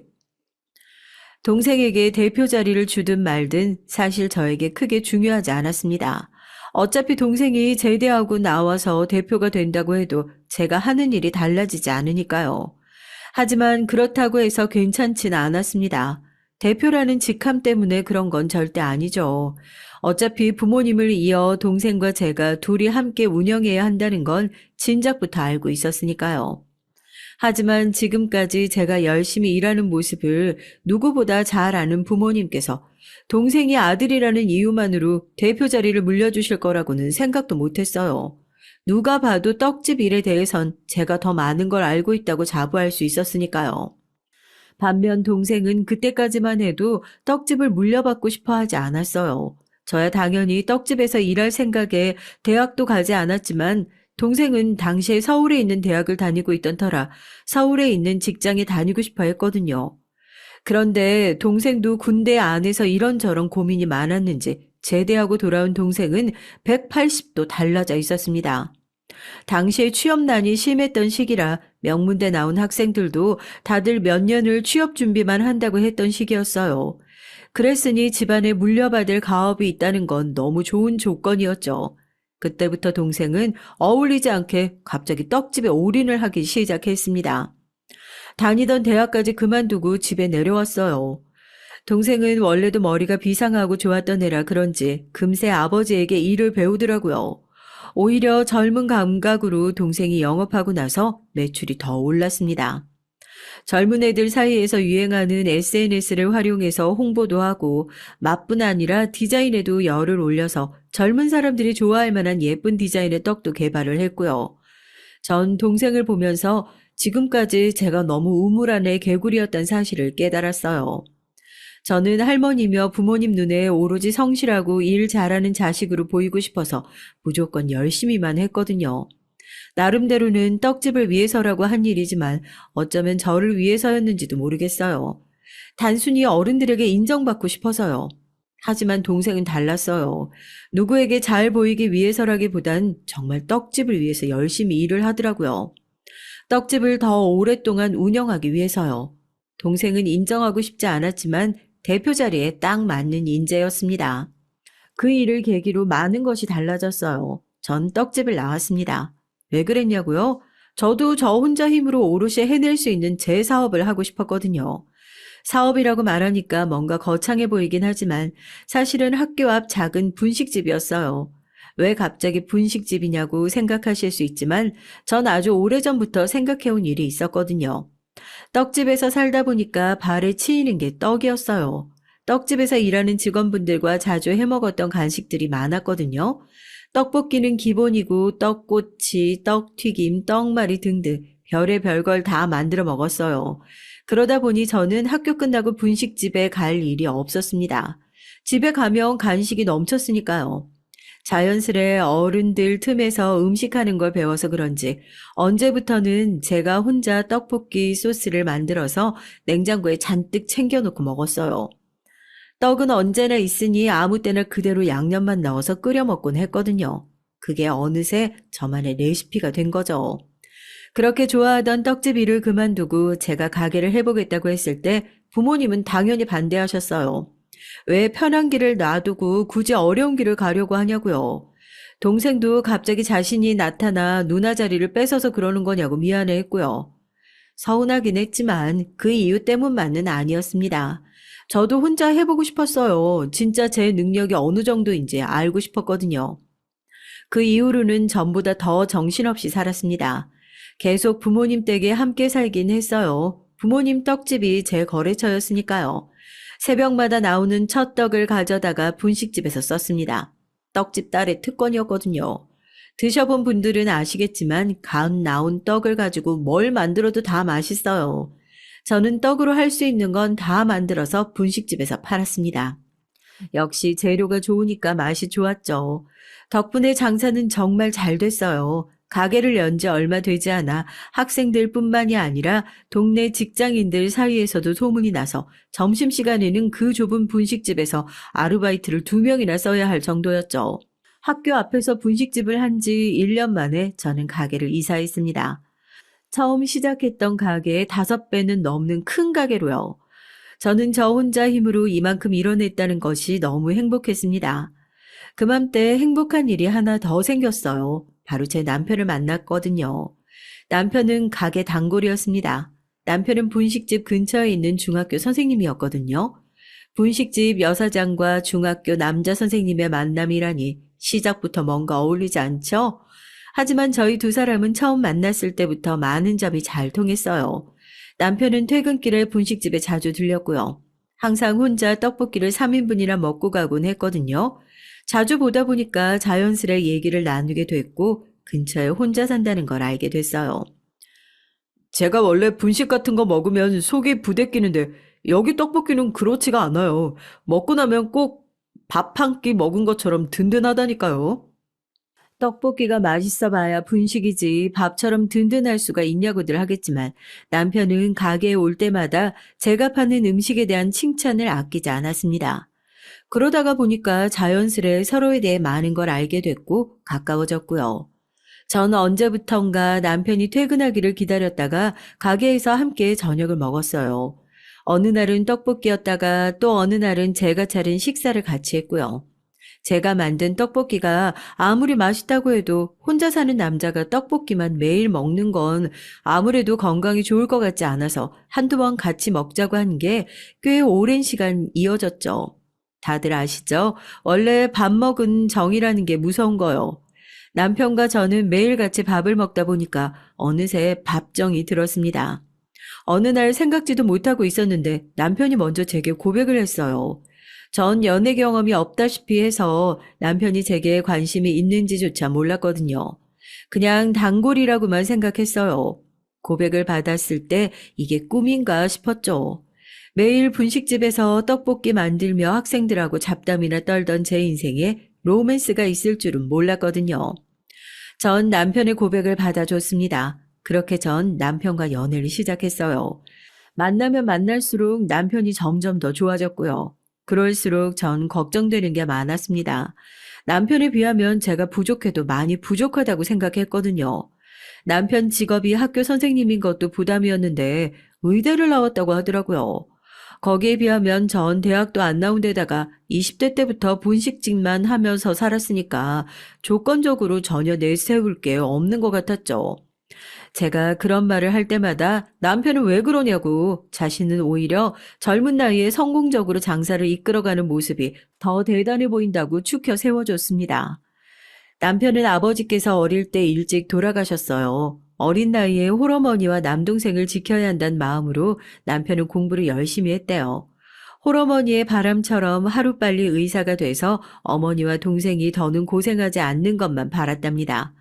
그런데 막상 의대에 가고 보니까 적성에 맞지 않았대요. 당시에 시어머니와 갈등이 좀 있었지만 그래도 남편이 간신히 설득해서 교대에 다시 들어간 거랍니다.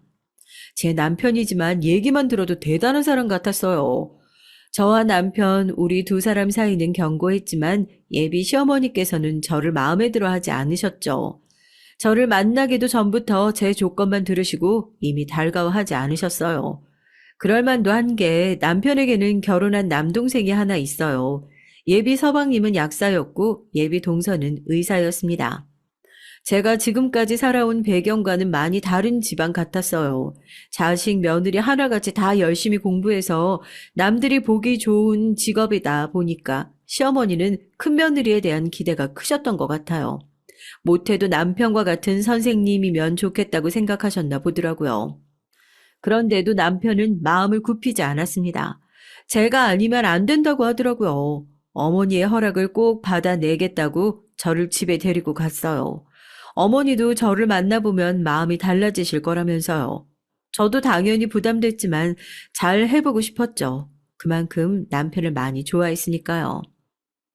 내 아들이지만 참 별나. 남들 가고 싶어도 못 가는 의대를 3년이나 다녀놓고는 어느 날 갑자기 선생하겠다고 그 좋은 의대를 그만두더라니까. 의대에다가 교대까지 둘 다 척척 합격한 건 정말 대단한 거죠. 전 예비 시어머니 눈에 예쁘게 보이고 싶은 마음에 어머니의 말에 일일이 다 웃으면서 대꾸했습니다. 남편의 아버지가 일찍 돌아가셔서 그런지 예비 시어머니께서는 아들들에 대한 자부심이 넘치는 것 같았어요. 혼자 힘으로 아들 둘을 선생의 약사까지 만드셨으니 그럴만했죠.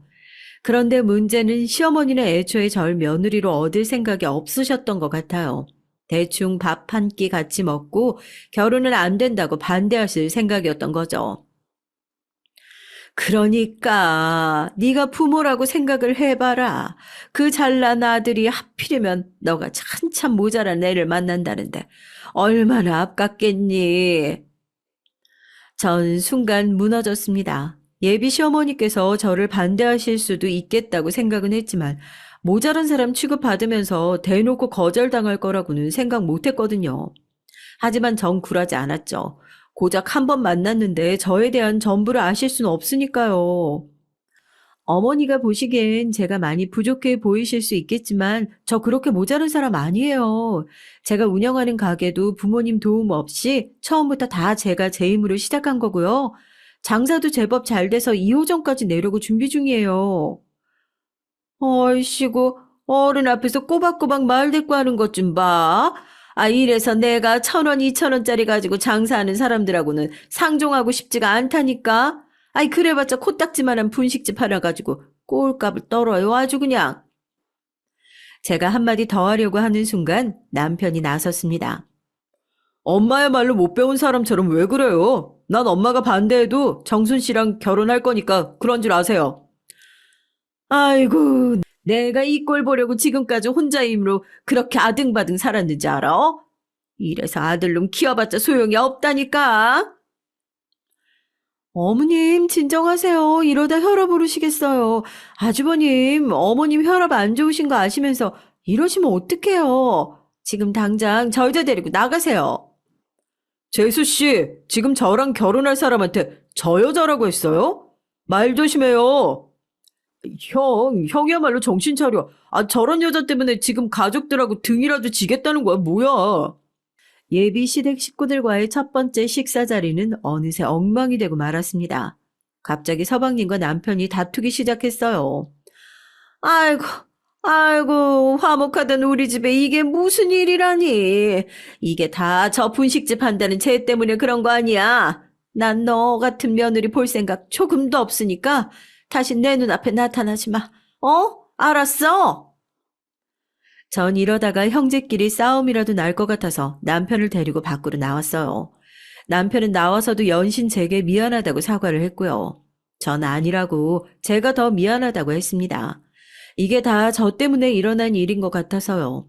그런데 남편은 더는 시어머니가 시키는 대로 살고 싶지 않답니다. 지금까지 어머니 계획대로 비위 맞추며 사느라 많이 힘들었다고요. 의대를 그만두고 교대에 다니면서 선생이 되고 나니까 인생에 대해 다시금 알게 됐대요. 무조건 자신이 원하는 방법으로 살아야 행복해진다는 걸요. 남편은 무슨 일이 있어도 저와 결혼하겠대요. 그게 자신이 행복해지는 방법이라고요. 예비 시댁에 다녀온 이후 저는 고민이 많았습니다. 저를 달가워하지 않는 사람들과 가족이 되는 게 맞나 싶어서요. 제가 그 사이에서 잘 버틸 수 있을까 싶었죠. 그런데 전 결국 남편과 결혼했습니다. 그 완강한 반대를 어떻게 이겨냈냐고요? 저희에게 무기가 하나 생겼거든요. 제가 혼전 임신을 해버렸어요. 일부러 계획한 일은 아니었지만 저와 남편의 사랑이 너무 뜨거웠던지 단번에 생겨버린 거 있죠? 남편은 너무 기뻐했어요. 뱃속에 생긴 아이가 복덩이라 부모가 한결 수월하게 식을 올릴 수 있도록 도와준 거라고요. 시어머니는 임신 사실을 아시고 처음엔 불같이 화를 내셨죠. 그런데 남편이 아예 식을 안 올리고 저와 같이 살겠다고 하니까 더는 어쩔 수 없으셨나 봐요. 결국 저와 남편의 결혼을 허락해 주셨습니다. 저를 미워하시던 시어머니도 상견례 날 저희 부모님을 뵙고 나자 마음이 좀 누그러지신 것 같아 보였어요. 아시다시피 저희 친정이 지역 내에서는 좀 알아주는 떡집이잖아요. 친정 아버지께서 상견례 내내 우리 집안이 대대로 이어져 내려오는 전통 있는 집안이라고 얘기를 하면서 제 앞으로 미리 사둔 신축 아파트가 있으니 그 집을 신접살림으로 쓰라고 떡하니 내놓으셨거든요. 시어머니도 자존심이 센 분이라 보니까 겉으로 티를 내진 않으셨지만 입이 귀에 걸리셨더라고요. 물론 말은 참 얄밉게 하시긴 했지만요. 제 아들이 명색이 선생인데 그 정도 혼수는 당연히 받아야죠. 엄마, 혼수는 무슨, 왜 그런 소리라고 그래? 장인어른, 감사합니다. 어머니께서 좋아서 하시는 말씀이에요. 아유, 안사돈께서 아들에 대한 자부심이 엄청나시네요. 하지만 혼수라면 이미 충분히 받지 않으셨어요? 제 딸아이가 떡하니 손주까지 가졌는데. 아무리 세상이 바뀌었다고 해도 결혼 전에 임신한 게 자랑은 아니죠. 아유, 전 남사스러워서 그냥 아직 주변에 얘기도 못했는데요. 어머, 안사돈. 아니, 나이도 저희보다 훨씬 젊으시면서 되게 고지식하시네요. 아니, 제 딸이라서가 아니라 우리 애가 얼마나 똑소리 나고 현명한 앤데요. 이 나이에 부모 도움 하나 없이 사업까지 성공시킨 거 보세요. 안사돈이 며느리 복 있으신 거라니까요. 사업이요?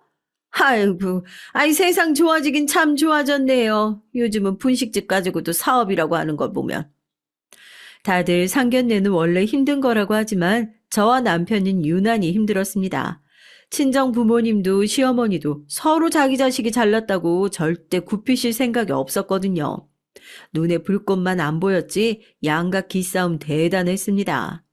우여곡절 끝에 저와 남편은 부부가 됐어요. 결혼 이후 저는 여전히 가게 일에 전념했고 남편은 학교 일에 매진했습니다. 남편은 언제나 임신한 제 걱정뿐이었어요. 가게 일을 조금 쉬었으면 했지만 저는 쉬는 날 하루만 집에 있어도 몸이 쑤시는 것 같았어요. 그런 저를 남편은 이해해 줬습니다. 대신 남편은 수업이 끝나는 대로 가게에 와서 일을 도왔고요. 하루 종일 애들을 상대하고 와서 가게 일까지 하기 힘들 텐데도 한 번 힘든 기색을 하지 않고 많이 도와줬습니다. 거기다 남편은 저희 집에도 참 잘했어요.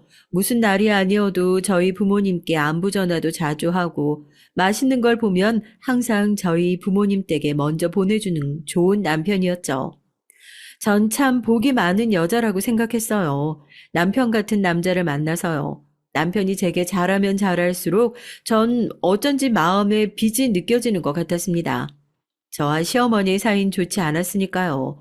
뱃속에 당신 손자를 임신한 며느리라고 해도 미운 건 미운가 봐요. 시어머니는 결혼하고 나서도 저를 썩 내켜하지 않으셨습니다. 그리고 사사건건 동서와 비교를 하셨고요. 어느 날이었습니다. 갑자기 동서랑 저희 집에 오셨더라고요. 명분은 제가 임신했는데 한번 집에 와보질 못했다면서 굳이 가게 쉬는 날 맞춰서 집에 왔더라고요. 그런데 오시자마자 다짜고짜 하시는 말이 제게 가게를 그만두라고 하셨어요. 발단은 저희 집 냉장고에 먹을 게 하나도 없이 텅 비어 있다는 거였습니다. 내가 일해서 장사하는 며느리 보기 싫었던 거야. 임신한 몸 끌고 새벽부터 나가서 일할 정도로 독한 여자가 집안일에 신경이나 쓰겠니? 어머니, 제가 입덧이 너무 심해서 집에서 음식을 못 해 먹어요. 그래서 진우 씨랑 매일 퇴근하고 가게에서 같이 저녁 먹고 들어와서 따로 집에는 먹을 게 없는 거예요. 제가 왜 이런 변명까지 해야 하는지 모르겠지만 쓸데없는 거로 꼬투리 자꾸 잡으십니까? 가만히 있을 수가 없더라고요. 어머, 저는 입덧을 아예 안 해서 몰랐는데 밥도 못 해 먹을 정도로 그렇게 심해요? 형님 아무래도 노산이라 그런가 입덧이 심한가 봐요. 남들은 시어머니보다 옆에서 말리는 시누이가 더 밉다는데 전 시어머니 옆에 찰싹 붙어서 여우짓하는 동서가 더 미웠습니다. 명색이 의사라는 사람이 입덧하는 거 가지고 노산이네 뭐냐 하는 무식한 소리를 할 수 있나 싶었어요. 노산이라서 그런 거겠니? 그냥 제가 유난해서 그런 거지.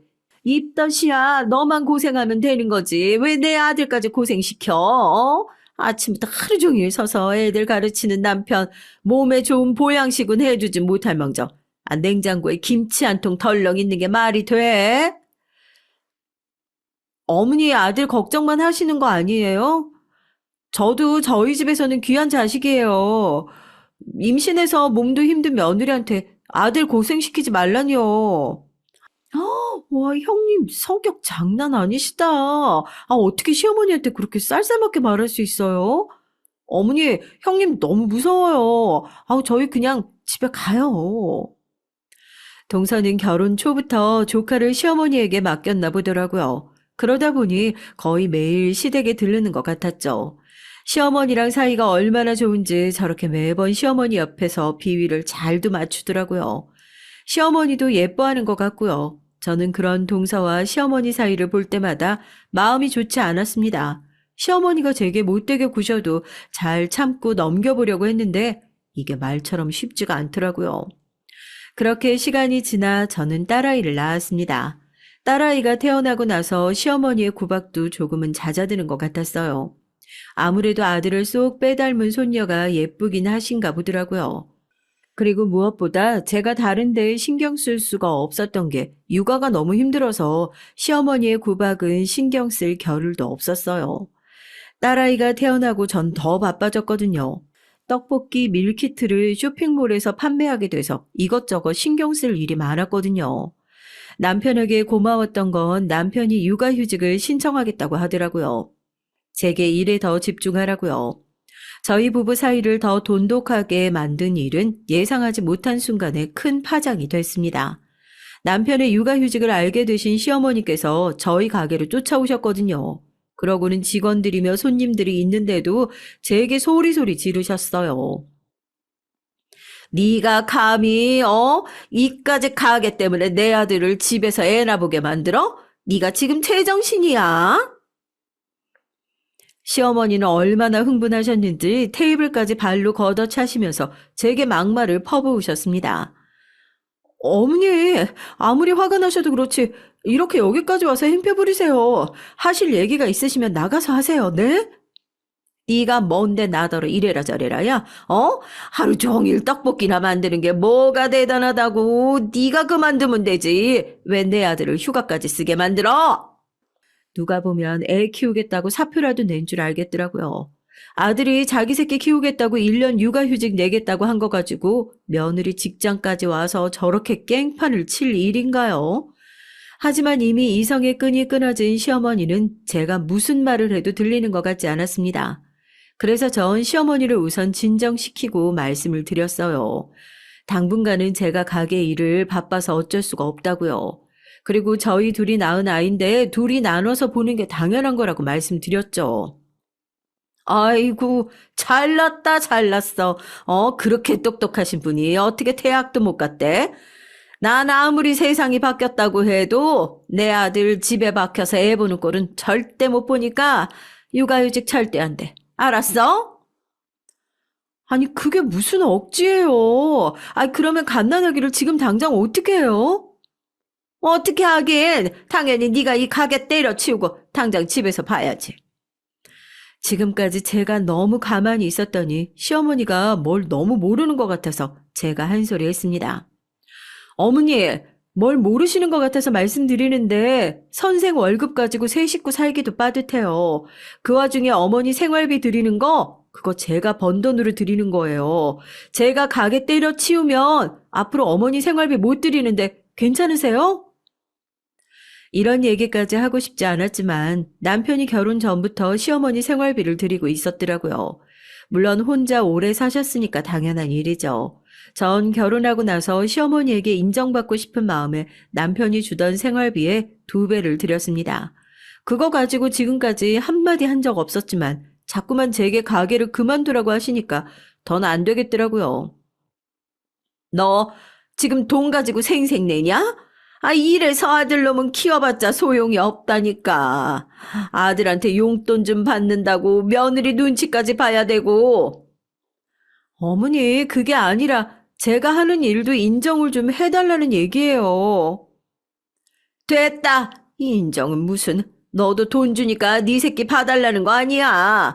그럼 연우는 내가 키울 테니까 대신 내 아들한테 육아휴직에 육자만 또 꺼내기만 해. 너 내가 가만 안 둘 거니까 알아서 해.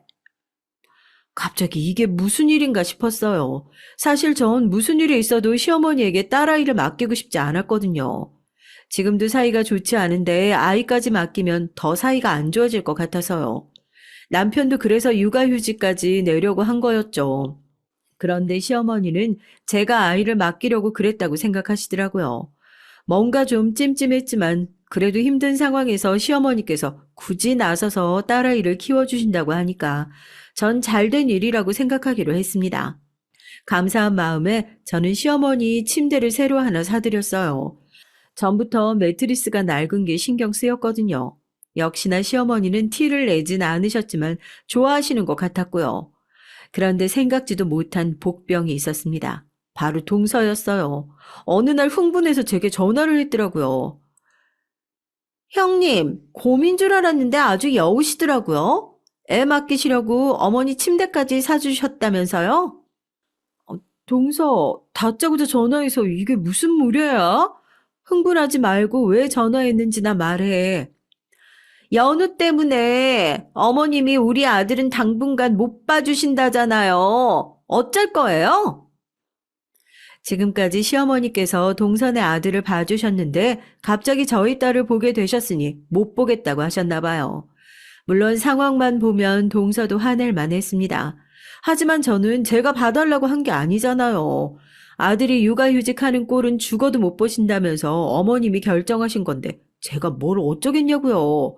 그리고 동서는 아들은 이제 학교도 다니고 있고 서방님 약국도 학교에서 가까운 거로 알고 있거든요.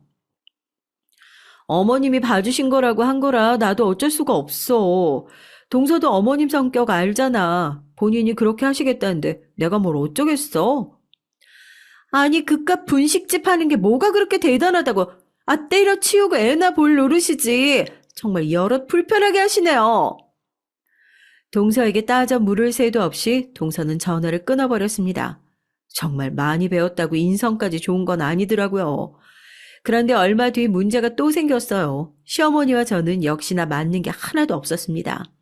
함께 육아를 하다 보니까 더더욱 느껴졌어요. 한 번은 그런 적이 있어요. 제가 가게 문을 닫고 아이를 데리러 시댁에 갔는데 현관에서부터 딸아이가 우는 소리가 크게 들리더라고요. 저는 또 무슨 일인가 싶어 불이 나게 시댁에 들어갔죠. 그런데 거실 소파 아래 깔아둔 이불 위에 딸아이 혼자 닭똥 같은 눈물을 흘리면서 울고 있더라고요. 시어머니는 어디 계신지 보이지도 않고요. 저는 꽤 한참을 아이를 안고 달랬습니다.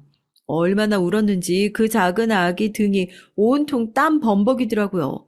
그런데 그제서야 시어머니가 밖에서 들어오시더라고요. 저는 놀라서 시어머니에게 조금 싫은 소리를 했어요. 애만 놔두고 도대체 어디를 다녀오시냐고요. 그런데 시어머니의 대답에 저는 입이 쩍 벌어졌습니다.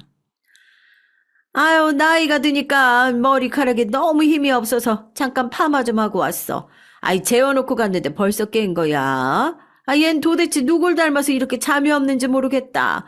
아유, 우리 아들은 잘만 잤는데. 전 순간 너무 화가 나서 참을 수가 없었습니다. 세상 어느 할머니가 이제 태어난 지 한 달 된 손주를 혼자 두고 미용실에 가서 파마를 하러 간답니까? 전 어떻게 그럴 수 있냐고 소리를 질렀죠. 그러자 시어머니 표정이 아주 싹 바뀌더군요. 이래서 애 봐준 공 없다는 거야. 기껏 지 새끼 봐줬더니 어디 감히 시어머니한테 소리를 질러? 내가 지금까지 둘째 내 애들은 키워주면서 한 번도 이런 소리 들은 적이 없었어. 전 너무 지쳤습니다. 애 키우면서 일하는 거 당연히 힘들죠. 하지만 저는 누구보다 시어머니를 상대하는 게 너무 힘들었어요.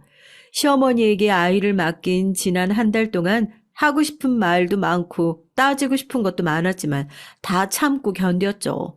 남편에게도 일절 말하지 않았고요. 더는 안 되겠습니다.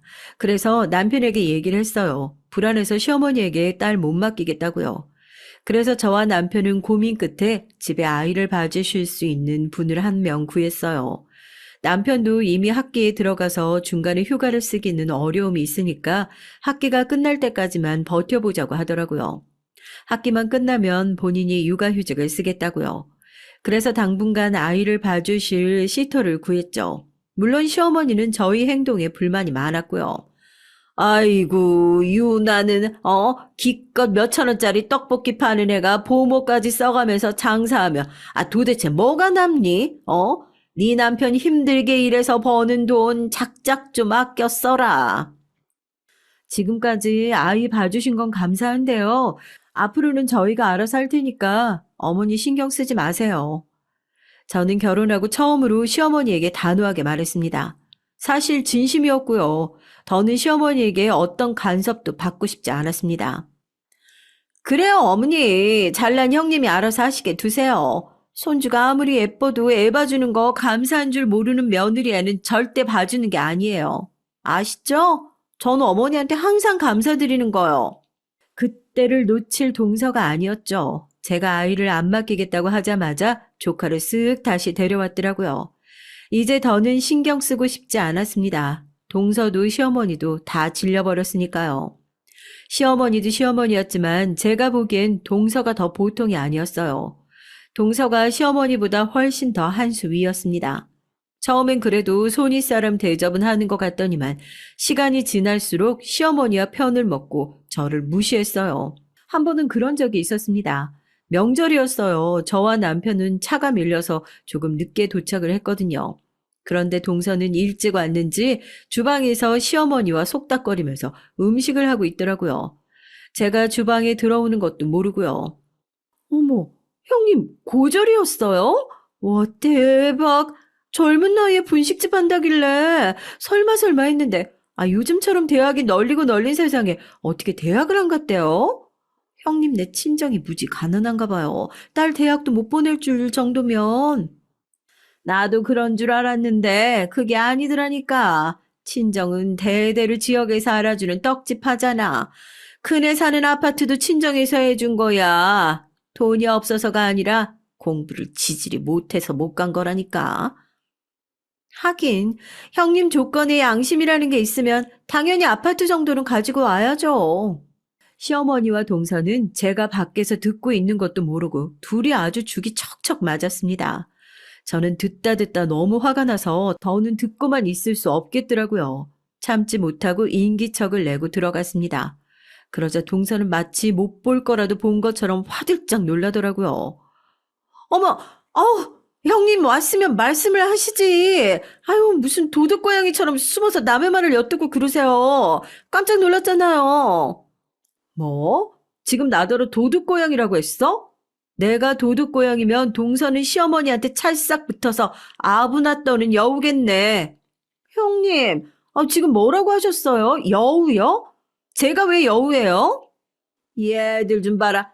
너희 지금 시어머니 앞에서 뭐 하는 거냐? 큰애 너는 손안에 동서가 시어머니 비위 좀 맞춘다고 한 소리 가지고 꼭 그렇게 꼬투리를 잡아서 걸고 넘어가야겠니?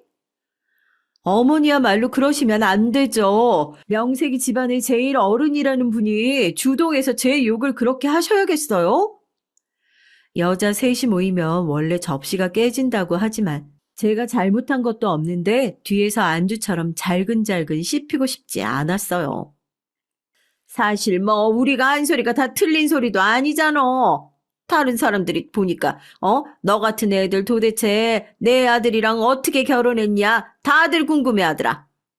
어머니, 저도 어머니한테 할 만큼 했어요. 도대체 언제까지 제가 그런 소리 들어야 하는 거예요?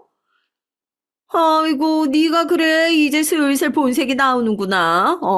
지 남편 앞에서는 나한테 아주 그냥 살랑살랑 잘하는 척만 하더니 여우는 둘째가 아니라 네가 여우다.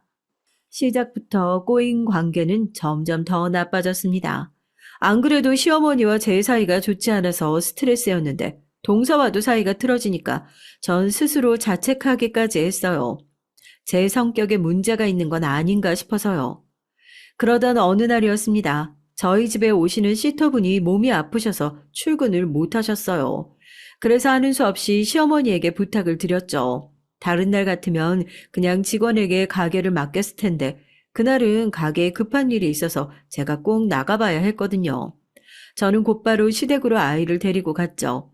그런데 마침 동서가 시댁에서 나오더라고요. 방학이라 동서도 조카를 맡기러 온 것 같았습니다.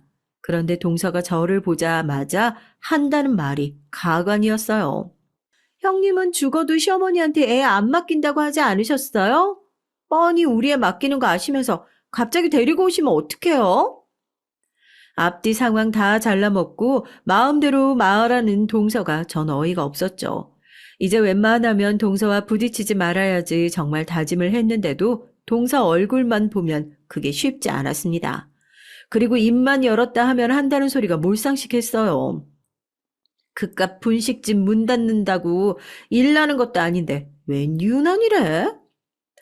동서는 혼잣말인 듯 아닌 듯 재수없는 소리를 마구 짓거렸습니다. 제 귀로 똑똑히 들었는데 못 들은 척 할 수는 없었죠. 동서, 지금 나한테 그깟 분식집이라고 한 거야? 그럼 그게 뭐 대단한 분식집은 아니잖아요. 동서 못돼 먹은 건 진작 알았지만 정말 상종 못할 사람이구나. 나도 이제 더는 동서 가족이라고 생각 안 할 테니까 동서도 내 일에서 신경 꺼. 저는 동서한테 그나마 있던 정까지 다 떨어졌어요. 그런데 어찌 됐든 가족이다 보니 아예 안 보고 살 수는 없더군요. 어머니 생신이 얼마 남지 않아서 오랜만에 가족끼리 모였습니다. 안 본 사이 동서가 병원을 그만뒀더라고요. 매일 병원 일 힘들다고 투덜거리더니만 동서가 결국 병원을 그만두고 개업을 한다고 하더라고요. 개업 준비를 얼마나 요란하게 하는지 안 그래도 마음에 안 드는 동서가 볼 때마다 시어머니 옆에 찰싹 붙어서 죽는 소리를 하고 있었어요. 그런데 동서가 다 생각이 있었더군요. 시어머니에게 돈을 좀 해달라는 얘기였나 봐요. 대출이 어쩌고 저쩌고 하면서 병원 인테리어 하는데 돈이 많이 들어간다고 툴툴거리더라고요. 어머니, 저번에 땅 파신다고 부동산에 말해둔 거 아직 얘기 없어요? 아이, 그걸 둘째 네가 뭐하러 신경을 쓰니? 왜? 너 달라고? 그게 사실 제가 그냥 달라는 건 아니고요. 어머님 돈 좀 있으시면 빌려주시면 좋잖아요. 은행에 대출이자 내는 게 너무 아까워서요. 그 땅 앞으로 좀 더 오른다고 해서 몇 년 더 지켜보기로 했어. 내가 그 땅 팔면 가만히 있겠니? 당연히 우리 아들들 나눠줘야지. 저는 시어머니 앞으로 땅이 있는 줄도 아예 몰랐어요. 반면에 동서는 시어머니한테 알랑방귀 끼며 자란 이유가 이것 때문이었나 보더군요. 제가 어떻게 하냐고요? 글쎄 동서가 서방님이랑 얘기하는 걸 제가 지나가다가 우연히 들었는데 서방님한테 시어머니 욕을 하고 있더라고요. 그 땅 판다고 한 지가 벌써 몇 년인데 맨날 말로만 판다고 하고 팔지를 않는다고요. 그 땅 팔면 내 병원 개업해 주실 것처럼 굴더니만 병원 개업한다는데도 돈 100만 원도 안 보태주시는 게 말이나 돼? 매일 그 핑계로 사람 여기저기 불러내서 부려먹으면서 도대체 언제 파신다는 거야? 자기는 이게 문제야. 아니, 성격 진짜 급하다니까? 아, 기다려봐. 어차피 자식이라고는 나랑 형 둘밖에 없고, 예뻐해도 우리를 더 예뻐하는데, 어차피 다 우리 주식에 되어 있어. 서방님도 동서도 둘 다 그렇게 좋은 명문대 나왔다는 사람들이 참 속이 까맣더라고요. 저도 시어머니를 좋아하는 건 아니었지만 아무리 그래도 앞에서는 살가운 척 굴면서 뒤로 저런 호박씨를 까고 있을 줄은 몰랐어요. 저는 애써 끼고 싶지 않아 모르는 척 했습니다. 만약 제가 그런 소리를 들었다고 시어머니한테 말해봐야 믿지도 않으실 테니까요. 그런데 얼마 뒤 시어머니와 동서 사이가 틀어지게 된 결정적인 사건이 있었어요. 시어머니가 어느 날 갑자기 복통이 심해서 동네 병원 응급실에 가셨나 봐요. 그날 조카 학교 데리러 가시는 날이었는데 못 가신 거죠. 조카가 학교에서 나왔는데 할머니가 없으니까 학교 앞에서 헤매다가 친구들과 놀러 가버린 거예요. 동서와 서방님은 당연히 할머니가 데려간 줄 알고 있었는데 조카가 학원도 안 가고 놀다가 학원에서 온 연락에 동서가 알게 된 거죠. 그 시간에 저희 남편은 응급실에서 온 전화를 받고 저와 함께 병원에 급하게 갔고요. 위가 평소에도 좀 약하셨는데 갑자기 위경련이 있었다더라고요. 이런저런 검사를 받고 저녁 늦게나 시댁에 모셔다 드리러 갔습니다. 그런데 문을 열고 들어갔더니 동서는 식구가 와 있었나 보더라고요. 저희가 들어가자마자 동서는 상황을 제대로 묻지도 않고 이성을 잃어서 시어머니에게 소리를 질렀어요. 어머니, 도대체 어디 있다가 오신 거예요? 일이 생기셨으면 저한테 연락을 미리 주셨어야죠. 동서와 서방님도 애는 학교에서 나갔는데 학원에는 안 갔다고 하니 조카가 실컷 놀고 약국으로 올 때까지 몇 시간 동안 마음을 졸이며 걱정을 했나 봐요. 재수 씨, 엄마가 위경련이 심해서 응급실에 다녀왔어요. 경황이 없어서 연락 못 했나 봐요. 그제야 정신을 좀 차렸는지 동서가 어쩔 줄을 몰라 하더군요. 하지만 이미 시어머니 얼굴은 차가워져 있었습니다. 아이고 여보, 내가 남편이 없으니까 자식들 앞에서 이렇게 서름을 받고 사네요. 다 부모보다 저들 새끼 걱정만 하고 있으니 내가 무슨 낙으로 살겠어요. 시어머니는 평소 같으면 소리를 버럭버럭 지르셨을 텐데 그날은 정말 서러우셨는지 바닥에 주저앉아 통곡을 하며 돌아가신 시아버지를 찾으시더군요. 그러더니 또 땅 얘기를 꺼내시며 자식들한테 10원 한 푼 안 줄 거니까 다 돌아가라고 화를 내셨어요. 동서와 서방님은 시어머니의 반응에 적잖이 당황한 것 같았지만 저와 남편은 시어머니께 너무 속상해하지 마시고 푹 쉬시라고 하고 돌아왔습니다. 저도 티는 내지 않았지만 은근히 고소하더라고요.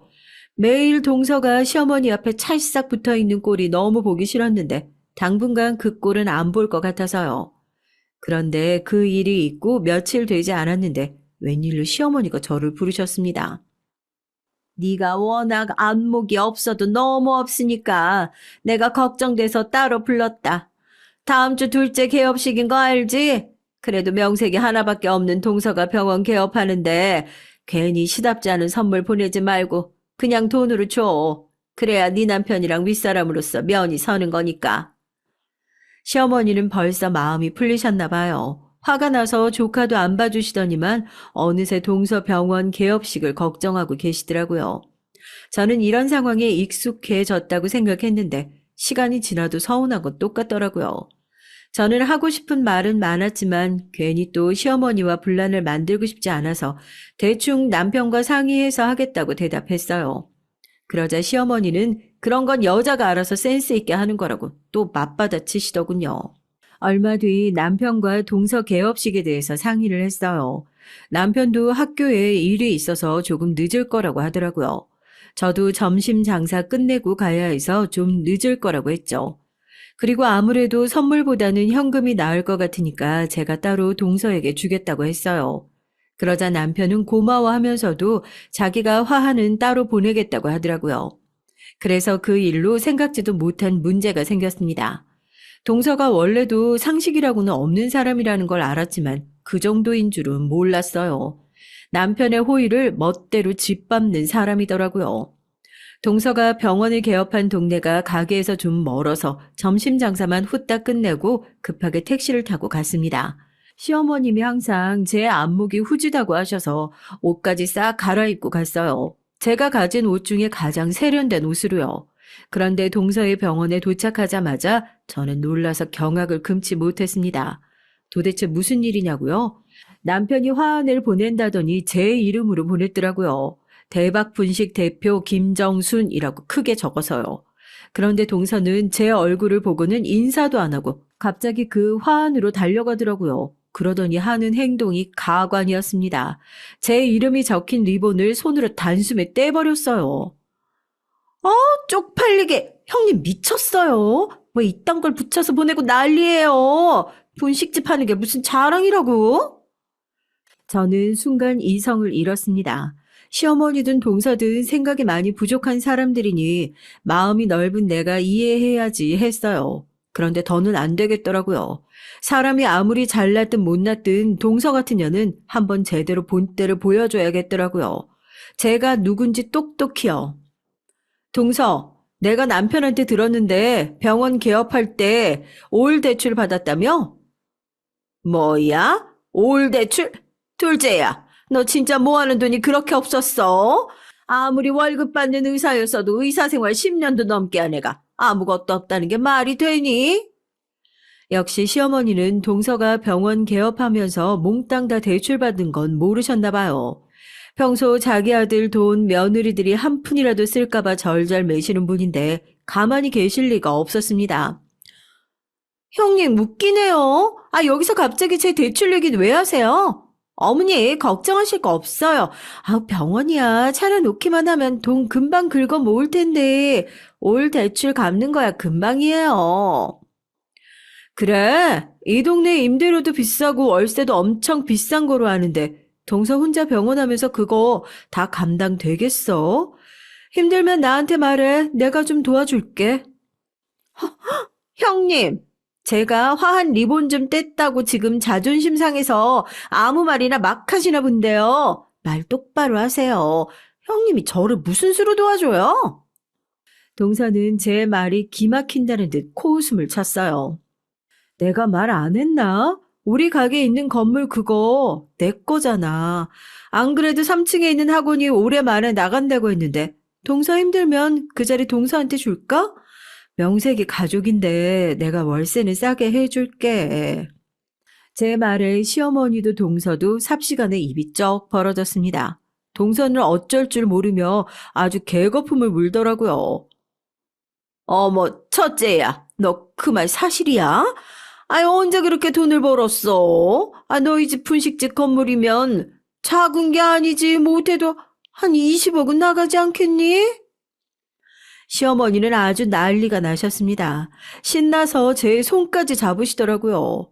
저는 시어머니가 이렇게 좋아하실 줄 알았으면 진작 얘기할 걸 그랬어요. 전 하도 이상한 소리를 많이 듣다 보니까 노이로제가 걸렸는지 시어머니에게 얘기했다가 또 괜한 소리 듣는 거 아닌가 싶어서 얘기하지 않았거든요. 그날 이후 어떻게 됐냐고요? 모든 상황이 다 역전됐습니다. 전 돈이 이렇게나 무서운 건 줄 몰랐어요. 제 분식집이 있는 건물이 제 거라는 게 밝혀지고 나자 동서까지도 제게 사과를 했습니다. 그러면서 한다는 말이 제 건물에 들어오고 싶다더라고요. 형님, 제가 지금까지 공부만 해서 세상 물정을 너무 몰랐어요. 제가 지금까지 너무 좁은 시야로 세상을 본 거 있죠. 형님 진짜 대단하세요. 혼자 힘으로 건물주까지 되시고. 저 진짜 반성 많이 했어요. 앞으로 제가 형님한테 충성 다할게요. 충성은 무슨. 암튼 한 번만 더 나 무시하거나 기분 상하게 하면 얄짤 없는 줄 알아? 요즘 저는 너무 편해요. 시댁에 가면 시어머니와 동서가 아주 저라면 덜덜 떠시면서 잘해주거든요. 건물주님이라면서요. 다행히 동서네 병원도 잘 되는지 나갈 생각이 아예 없는 것 같더라고요. 심지어 서방님까지도 저희 건물로 약국을 옮겨오면 안 되겠냐고까지 하더라고요. 우리 큰며느리 덕분에 아주 그냥 우리 집이 산다니까. 우리 장남이 아주 복덩어리를 데려왔어. 세상 참 오래 살고 볼 일입니다. 집안의 유일한 고졸이었던 제가 집안의 복덩어리가 됐네요. 앞으로 또 이런 일이 생길지 모르지만 요즘만 같으면 살만한 것 같습니다. 저의 긴 얘기 끝까지 들어주셔서 감사해요.